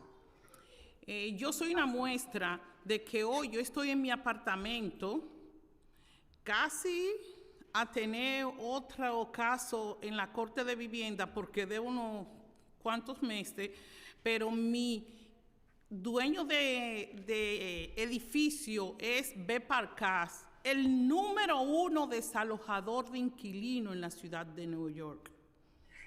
So I am proof that today I'm in my apartment. I almost have also another case in housing court, and my landlord is one of the most well-renowned landlords that are pushing people to eviction. One of the. ¿Me repites el nombre de tu landlord, por favor? Beparcas. Beparcas is his name. Y estamos hoy nosotros aquí representando a nuestro pueblo del Bronx. And today we're here representing to the town of the Bronx. Porque el Bronx sigue liderando el número 1 en inquilinos que se tiran a la calle. Y por ellos nosotros estamos aquí en esta tarde. Y vamos a seguir luchando hasta que se le dé el dinero que nosotros estamos exigiendo, que son 70 millones, para nosotros poder tener una representación legal para cada inquilino en el Bronx y al mismo tiempo en la ciudad de Nueva York. Because we are from the Bronx, and the Bronx continues leading. We are the #1 place with most tenants on the streets, and we will continue fighting. We'll continue fighting for the 70 million to be given, and we will be fighting for everyone in New York City. Hoy, yo sé que se me terminaron los minutos, pero me están traduciendo y eso me corta el tiempo. I know that I have an interpreter, that's why the time is being shortened, but I want to Pero continue hoy saying. nosotros como casas estamos aquí y vamos a estar enfrente con el derecho a un abogado para que no se tiren las leyes a dormir como la 3, la 55, que yo estuve aquí, que fue para darle más dinero a las organizaciones comunitarias y nunca le han dado un centavo y la aprobaron y la dejaron dormir. ¿Quiénes la dejaron dormir? No fuimos nosotros, fueron los que estaban ahí, los legisladores y nuestros asambleístas, que no siguieron puchando, que no siguieron tratando de que a nosotros nos den más dinero, porque si a mi organización Casa le ofrecen más dinero, nosotros vamos a ofrecer más educación, vamos a ofrecer más ayuda para nosotros los pobres. Sorry. So as a Casa, we are here and we're fighting for attorneys, and what happened with the 55, and they never gave us even 1 penny, and they let it fall asleep. So where did this go? Where did this go? To legislators. So if they give us the money as Casa, we will continue fighting. Ok, muchas gracias a los legisladores y concejales del Bronx. Que se den Thank you very una much to vuelta por la legislators and Corte council de members in the Vivienda Bronx. para que vivan lo que nosotros vivimos día a día. Y si no pueden ir porque son muy ocupados, que manden a sus representantes para que ustedes vean y vivan en carne viva. Ahorita yo dije, toda esa gente que están hablando tienen su renta paga. Los que están allí tienen su renta paga. Lo que tenemos que hablar somos nosotros, que estamos al borde de una evicción o de un desalojo. Muchas gracias. Esperamos que ustedes, principal ella, que siempre le he visto, nos apoyen en lo que estamos pidiendo. Muchas gracias. Okay, thank you very much. And if you cannot go to the Bronx, then please send your reps, because those that are here, you have your rents paid. Those who are here, we do not have our rents paid. So thank you very much. Buenas tardes, mi nombre es Ana Galvez. My name is Ana Galvez. Good afternoon. Y soy una líder de casa. I am a leader at Casa. Hoy creo que ya hemos oído hablar de cifras, de montos, I think that today we have heard about numbers de leyes. And laws. Y yo les voy a contar el por qué es importante la representación de un abogado. And I will tell you today why it is important to have counsel.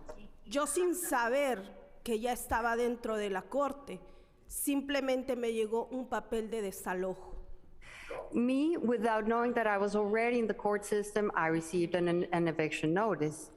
Si no hubiera sido por casa, por la organización y por esta mujer que está al lado, yo estaría fuera de mi hogar. If it hadn't been for CASA, for this woman on my side, and for the organization, I would be on the streets. Por eso es muy importante esos fondos, porque existen muchas Anas allá afuera que no conocíamos que teníamos derecho por el simple hecho de ser inmigrante. And that's why it's so important to have this financing, because out there, there's a lot of Annas who didn't know that they had that right. Hoy en día no les puedo decir que estoy cantando victoria, porque todavía sigo peleando por quedarme en mi hogar. I cannot say that I can sing victory yet, because I'm still fighting to keep my home. Créanme que necesitamos el derecho a un abogado y todos los fondos que puedan ser para este tipo de causas, para que los inquilinos sepamos nuestros derechos. Please believe me when we say that we need the money to write to counsel and all the money to know our rights. Lo único que puedo decirles es que seguiremos en esta lucha y que no importa cuántas audiencias y a cuántos lugares tengamos que ir, los inquilinos vamos a estar presentes. And that we will continue in this fight, and we don't care how many more hearings we have to go, tenants will be present. Muchísimas gracias por su atención y espero tomen en cuenta cada una de las palabras de los que hoy estamos aquí. Thank you very much, and I hope that you consider all the words of all of us who are here today.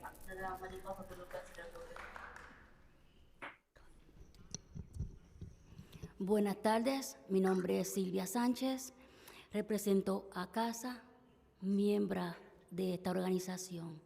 My name is Sylvia Sanchez, I represent CASA, member of this organization. Yo soy un ejemplo vivo de lo que están pasando los inquilinos.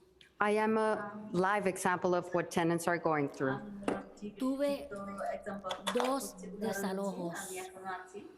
Gracias al Señor, no se llevaron a cabo por la ayuda que tuve a través de esta organización CASA, a través de RTC. So many evictions were not held thanks to this man and thanks to this organization of CASA. Con un desespero ya en la corte enseñando order to show cause y me la denegaban. I was desperate in showing order to show cause at housing court, and it continued being denied. Con un niño autista en mi hogar y con un With an desespero, autistic child at home, acudí después de un día de corte a casa, escucharon mi caso and one day after court, I went to CASA, they heard my case, y me ayudaron a conseguir un abogado. and they helped me find an attorney. Gracias a Dios, permanezco en mi hogar. Perdón, ¿me repites? Gracias. Gracias a Dios, permanezco hoy día en mi hogar. And thanks to God, I am still at home. Muchas gracias. Thank you very much.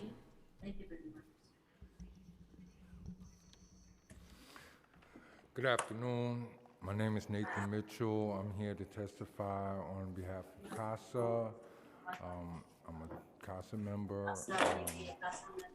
just want to say I think that the right to counsel is very important to us because everyone in New York City and state should have a right to counsel. We're being very affected by this. We're being displaced.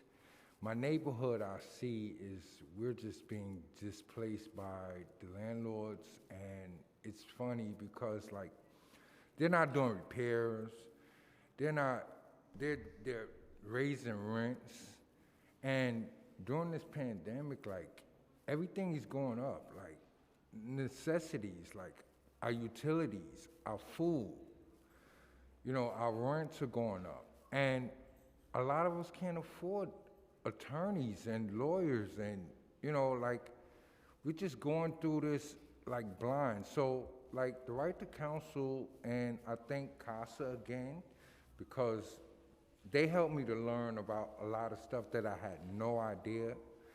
And our communities, we're just losing them to a lot of landlords that's just really not doing anything. We're going to court. A lot of us don't know anything about what's going on. I've been in court a lot of times where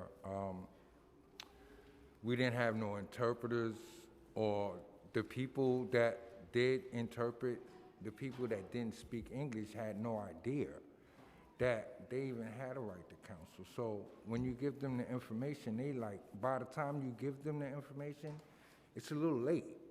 Like, they already made the signed papers. They had no idea what was going on. So it's a large amount of us that's low income workers, fixed incomes, that's going through this. I believe every tenant should be given time to get an attorney, because we're being unjust here. We're being unjust. We're just not, you know, the right to counsel, it sounds great and all, but are we really getting the right to counsel? No. I've seen it a million times. I go to court almost every week just to look at the cases to see what's going on, and we're not getting what we deserve. The landlords are having lawyers, so of course they're getting the tenants out. We're being displaced, and we're talking about brown, black, Hispanic families, low incomes. We all, it's not, you know, just one particular group. It's all of us in New York City, to be actually, you know, to be honest here. So Thank you.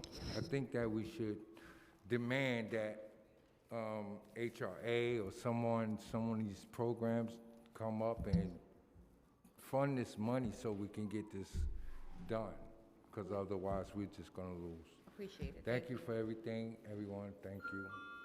Thank you. Thank you so much. Good afternoon, chairs, committee members. My name is Alejandro Coriat. I'm a tenant organizer with the Goddard Riverside Law Project in Councilmember Abreu's district. We're a nonprofit legal services organization that prides itself in being community-based, serving tenants in the Upper West Side, Central Harlem, and single-room occupancy tenants throughout the West Manhattan. I'm here to speak on behalf of my organization in support of all the different demands that have been made, the resolutions put forward by this committee, the demand to increase funding for HCP, to fully fund right to counsel, and to finally implement Local Law 53, expanding funding for community organizing and education around tenancy rights and right to counsel more specifically. As an organizer, I get to see, and echoing many of the testimonies that have already been made, I get to see many things that do not arrive to the dockets of housing court. Whenever we get to a building, we encounter landlord harassment, legal intimidation, neglect, deliberate, withholding and warehousing of apartments, rent overcharges, and palpable fear from tenants in fighting these abuses, as they do not trust the protections that nowadays only exist on paper and are not actually backed or guaranteed by the city and by New York State. Many cases do not get to housing court simply because tenants self-evict before being sued, because they start paying illegal rent increases, or because they take on unsustainable debt to cover rent arrears, that if the cases did go through housing court, if they did get legal rep, and if they could access resources, that would not be the case. Working in a community-based organization, I see my attorney colleagues struggling with unsustainable caseloads from housing court assignments, leaving us with much less capacity to work with tenants in our surrounding neighborhood, whom we could provide with much more comprehensive services and support and organizing, beyond legal representation. Lastly, we're also seeing landlords take this as an opportunity to attempt to reestablish their dominance, hiking rents for unregulated apartments, withholding essential services, and filing scores of cases with the knowledge that even if a minority of those tenants are not able to get legal rep, they will be able to obtain evictions that otherwise the program should not be allowing. So our demands are quite simple: enforce the fulfillment of right to counsel by fully funding the program, apply pressure on OCJ and OCA to fully adjourn cases and live by the spirit of the law, and finally to expand organizing and education programs by funding Local Law 53 immediately. Thank you so much.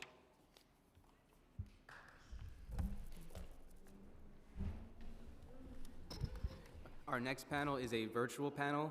Once your name is called, a member of our staff will meet you, and then you may begin your testimony once the sergeant at arms sets the clock and gives you the cue. Virtually, we'll be hearing from Craig Gurian and Shannon Lumpkin.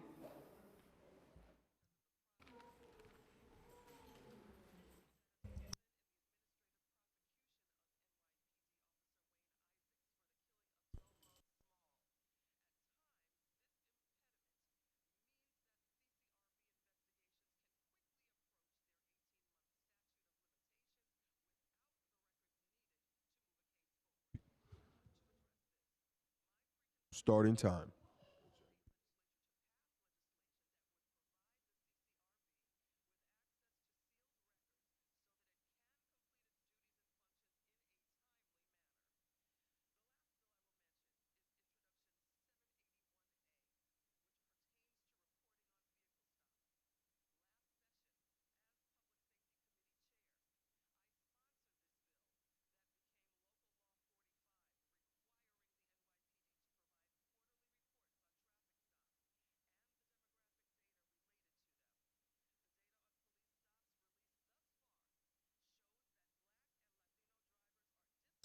Mr. Gurion, can you please check your audio devices? We can't hear you.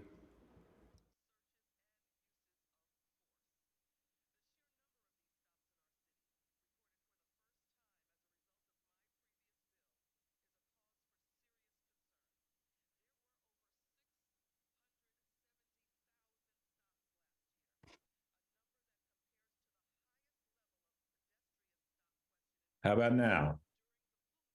Can you hear? We can hear you. Thank you. Thank you very much, and apologies for that. I'll start quickly again. I'm the executive director of the Anti-Discrimination Center and the author, among other things, of Let Them Rent Cake, George Pataki, Market Ideology, and the Attempt to Destroy Rent Regulation in New York. I hope that someone will ask me at the conclusion of my remarks to comment on the gross non-responsiveness of the administration's representatives and what can be done about that. I wanted first to take a moment to thank the many members of both committees who are early co-sponsors of Intro 915, the Co-op Disclosure Bill. It's well known that discrimination thrives in an environment of secrecy, and secrecy is the universal way that the co-op application process is handled.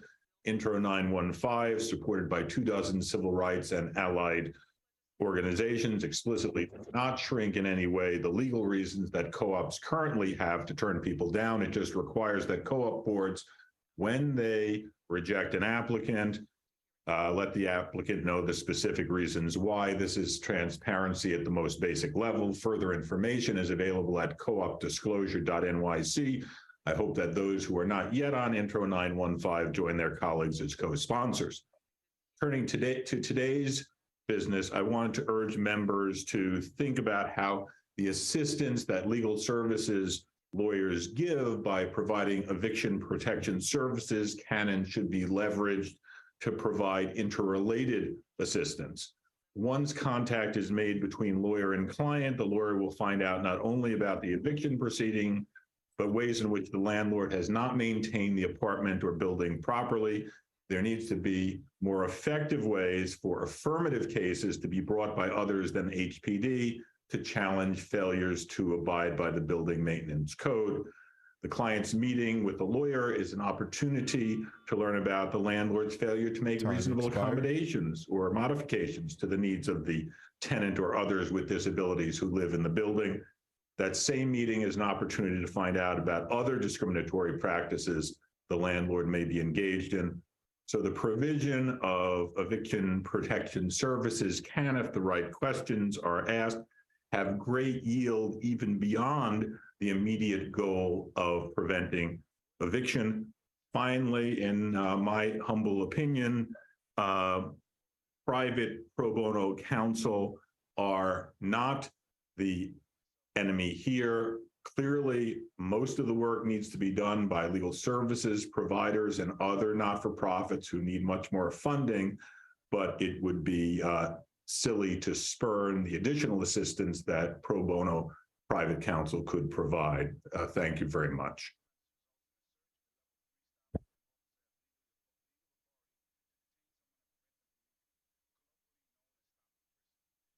Thank you, and I'll be hearing from Shannon Lumpkin. Starting time. Not sure if my sound is on here. Sorry. Hear you. You can hear me? We can hear you.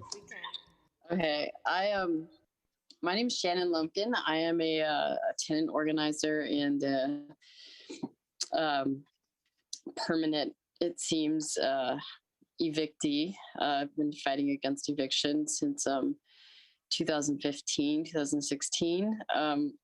I lost my leg to Ewing sarcoma in 2014, and that's the reason that I became I feel very much like a target, and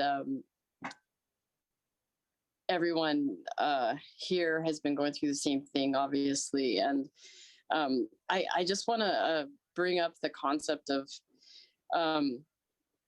just the double standard between tenants and landlords and the way that we're treated and legally, and bring into question, what is, I mean, it's a societal discrimination, really, but why is there such a double standard? And maybe there are ways to kind of get ahead of where we obviously need to go as a society to survive what's coming up, and the work that we all have to do together. And one, I really want to thank all of you who are here today working on this. It is so important. And but when we think about landlords and what it is, it's an investment, it's a business. Time and expired.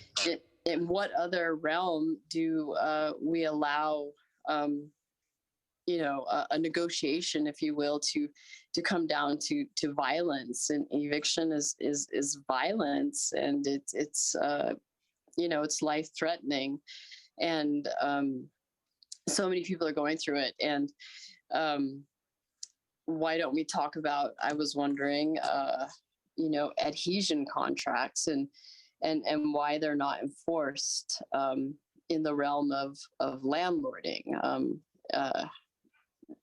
They are enforced in every other investment realm, and commercial law as well. It's not enforced. If it's a business, it's a product, and clearly not living up to the standards that they say that they are going to, and then again bring harassment and violence into the situation. And why aren't we talking about that as well? So again, thank you all for listening. And again, just as a neighbor, thank you all for doing what you're doing. And Thank you. Council Member Sanchez, thank you for doing what you do. Thank you. Thank you so much. We have now heard from everyone who was signed up to testify. If we inadvertently missed anyone who would like to testify in person, please visit the sergeant's table and complete a witness slip now. If we inadvertently missed anyone who would like to testify virtually, please use the raise hand function in Zoom, and I will call on you in the order of hands raised. Seeing no one else, I'd like to note that written testimony, which will be reviewed in full by committee staff, may be submitted to the record up to 72 hours after the close of this hearing by emailing it to testimony@council.nyc.gov. Deputy Speaker Ayala, we have concluded public testimony for this hearing. There's more.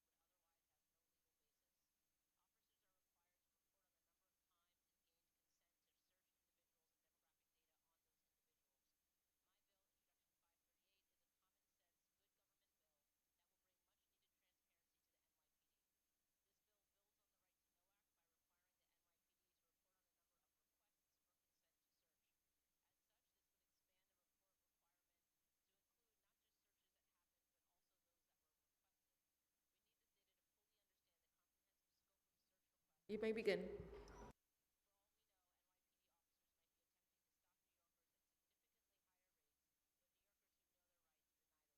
You can begin. Go ahead.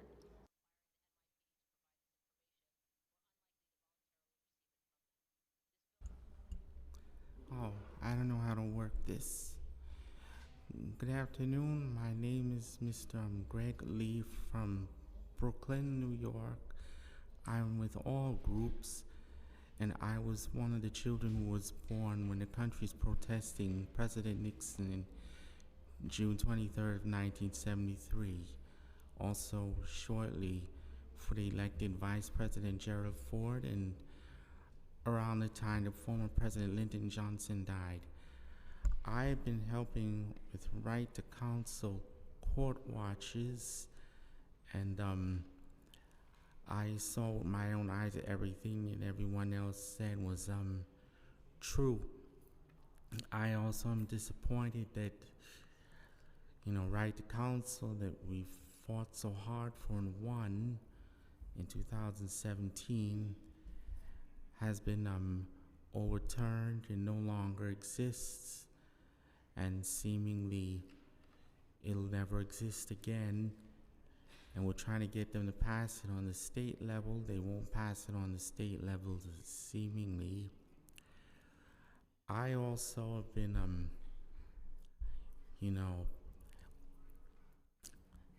can't get all my needed repairs done. There's several times my hot water would disappear, no one would say anything. Several times my ceilings had leaked, but yet landlords want to raise rents and evict because they want to raise the rents on the new tenants. And it seems that today, more merchants, including landlords, they feel they shouldn't have to do the work even if they're getting paid. Is my time up? All right, thanks. Thank you.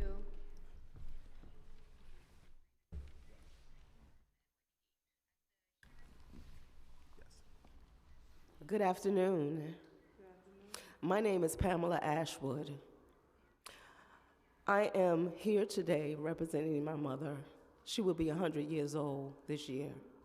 She passed away 6 years ago. She fought for tenants' rights when I was a child, up until the day she passed away. And I'm here to represent her and also represent the community which is being displaced. My mother, she fought, and we didn't have all of these things around when she was fighting. So I'm here today on her behalf to continue to fight. When I was a child, my mother, she paid out of her own pocket to keep heat and hot water in a building that a landlord neglected. The landlord did not provide heat, hot water, and provide the care of his building, the maintenance of his building. My mother spent money out of her own pocket to have people come in and fix the boiler and get heat and hot water into the building. She tried to form her own tenant association, but the people of the building didn't help her or assist her with it. And so she had to spend her own money in order to get the heat and hot water into the building. And that was going to benefit everybody, not just her. She spent the money, got the heat and hot water running, but the tenants didn't want to contribute. So the pipes went cold again. So we had to go to the hydrant in the street in order to get heat and hot water. And now here it is. I'm 6 decades old, and I'm still fighting for the same things that my mother fought for.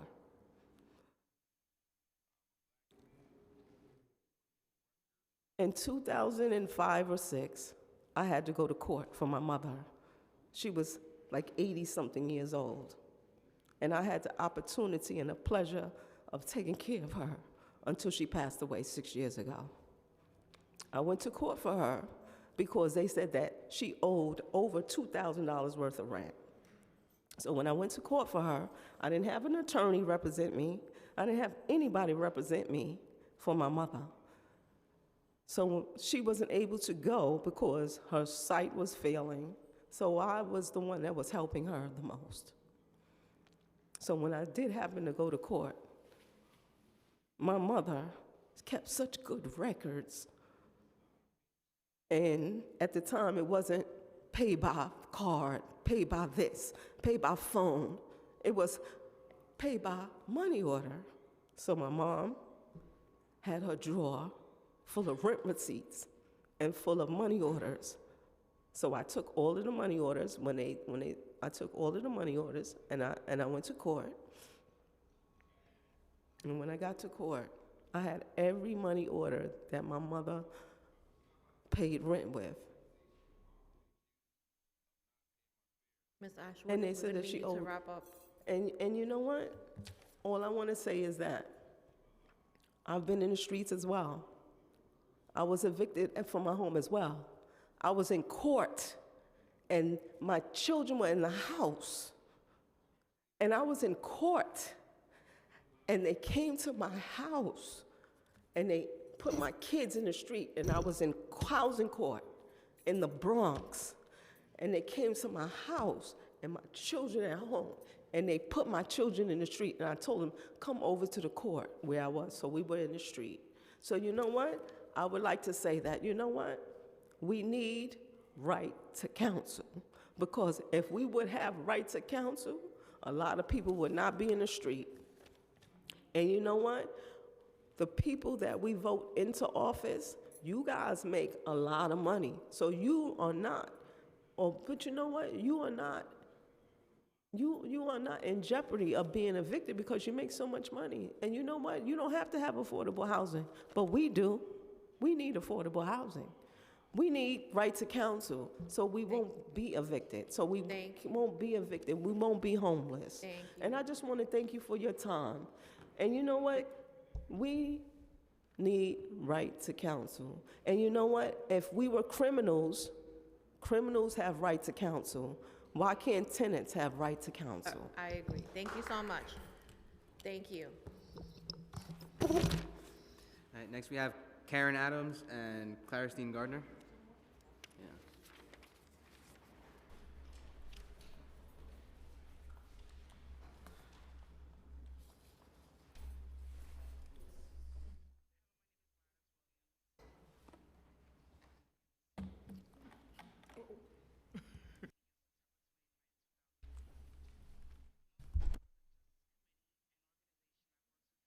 Good afternoon. My name is Claristine Gardner, and I've been living in my apartment for more than 30 years. Many turnover, but I'm still there. My landlord is fighting to get me out of there into a nursing home, which I'm not ready to go. Repairs in my building, living standard, and because of that, I have to join with this organization to help me stay in my apartment. Repairs, outdated.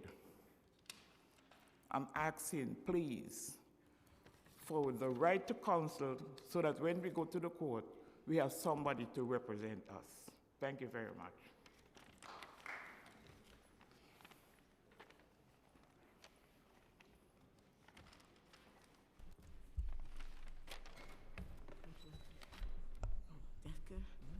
Hi, my name is Karen.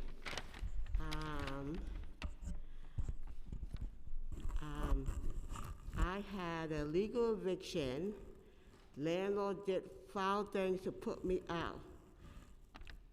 Never received an eviction notice. The landlord lied to the court in Section 8. Then I become living in the streets and buildings on the floor, the trains, the buses, whatever, to survive. What did I write here?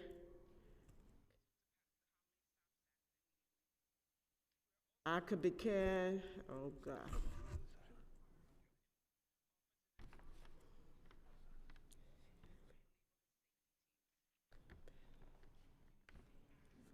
I was living, also became, after that, living on the street. I know people, I asked them, can I please stay with them?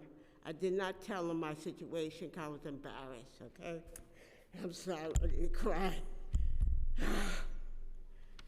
I had to leave them because they was getting abusive, so I had to leave. Okay. What did I put over here? I had stayed with people I know, or I had stayed with people that I had known. Then I had to leave because I was being harassed by them. I've been moving from place to place. I've been trying to find a place, but don't have my Section 8 voucher. We need attorney to represent all tenants in need, so they don't be displaced and lose everything just like me. Okay, in 2019, I went to housing court to vacate the decision. They denied me several times. In 2022, I found out the landlord withheld all my mail. Okay? I am so sorry for anyway, because I was not served. In 2009, I went to vacate the decision because I was not served. The court denied. I continued in fighting to get a place. I don't have my voucher. I just need a place to stay. My health has deteriorated now from then. Ma'am. I left her something. Ma'am, can you, we need you to wrap. I feel RTC should be enforced for tenants have the same rights to be heard, just as landlord. Thank you. Thank Okay, you. I am done, people. Thank Me, don't you. mind. You did good. You did good. Thank you. Thank you so much. All right. No, we have no one else registered to testify today. Before we conclude this hearing, I just want to thank all of the advocates who came and who stayed and who shared their stories with us and with New Yorkers who are viewing, via Zoom and, the many other ways that we're able to share our messages these days. I think that we understood that, the takeaway is that there's still obviously a lot of work that has to be done. We will follow up with the administration to get answers to questions that we were not able to get today. Again, thank you so much, and I will pass it over to Councilmember Pierina Sanchez to close us out. Thank you. Thank you, Deputy Speaker, and thank you to everyone who participated today, and especially those who have stayed. Muchísimas gracias por su participación hoy y por quedarse con nosotros. Este tema es demasiado importante, so vamos a seguir luchando y buscar las respuestas de la administración. So we'll follow up with the administration for answers, and thank you everyone so much, including our team who helped us to prepare for today. Thank you.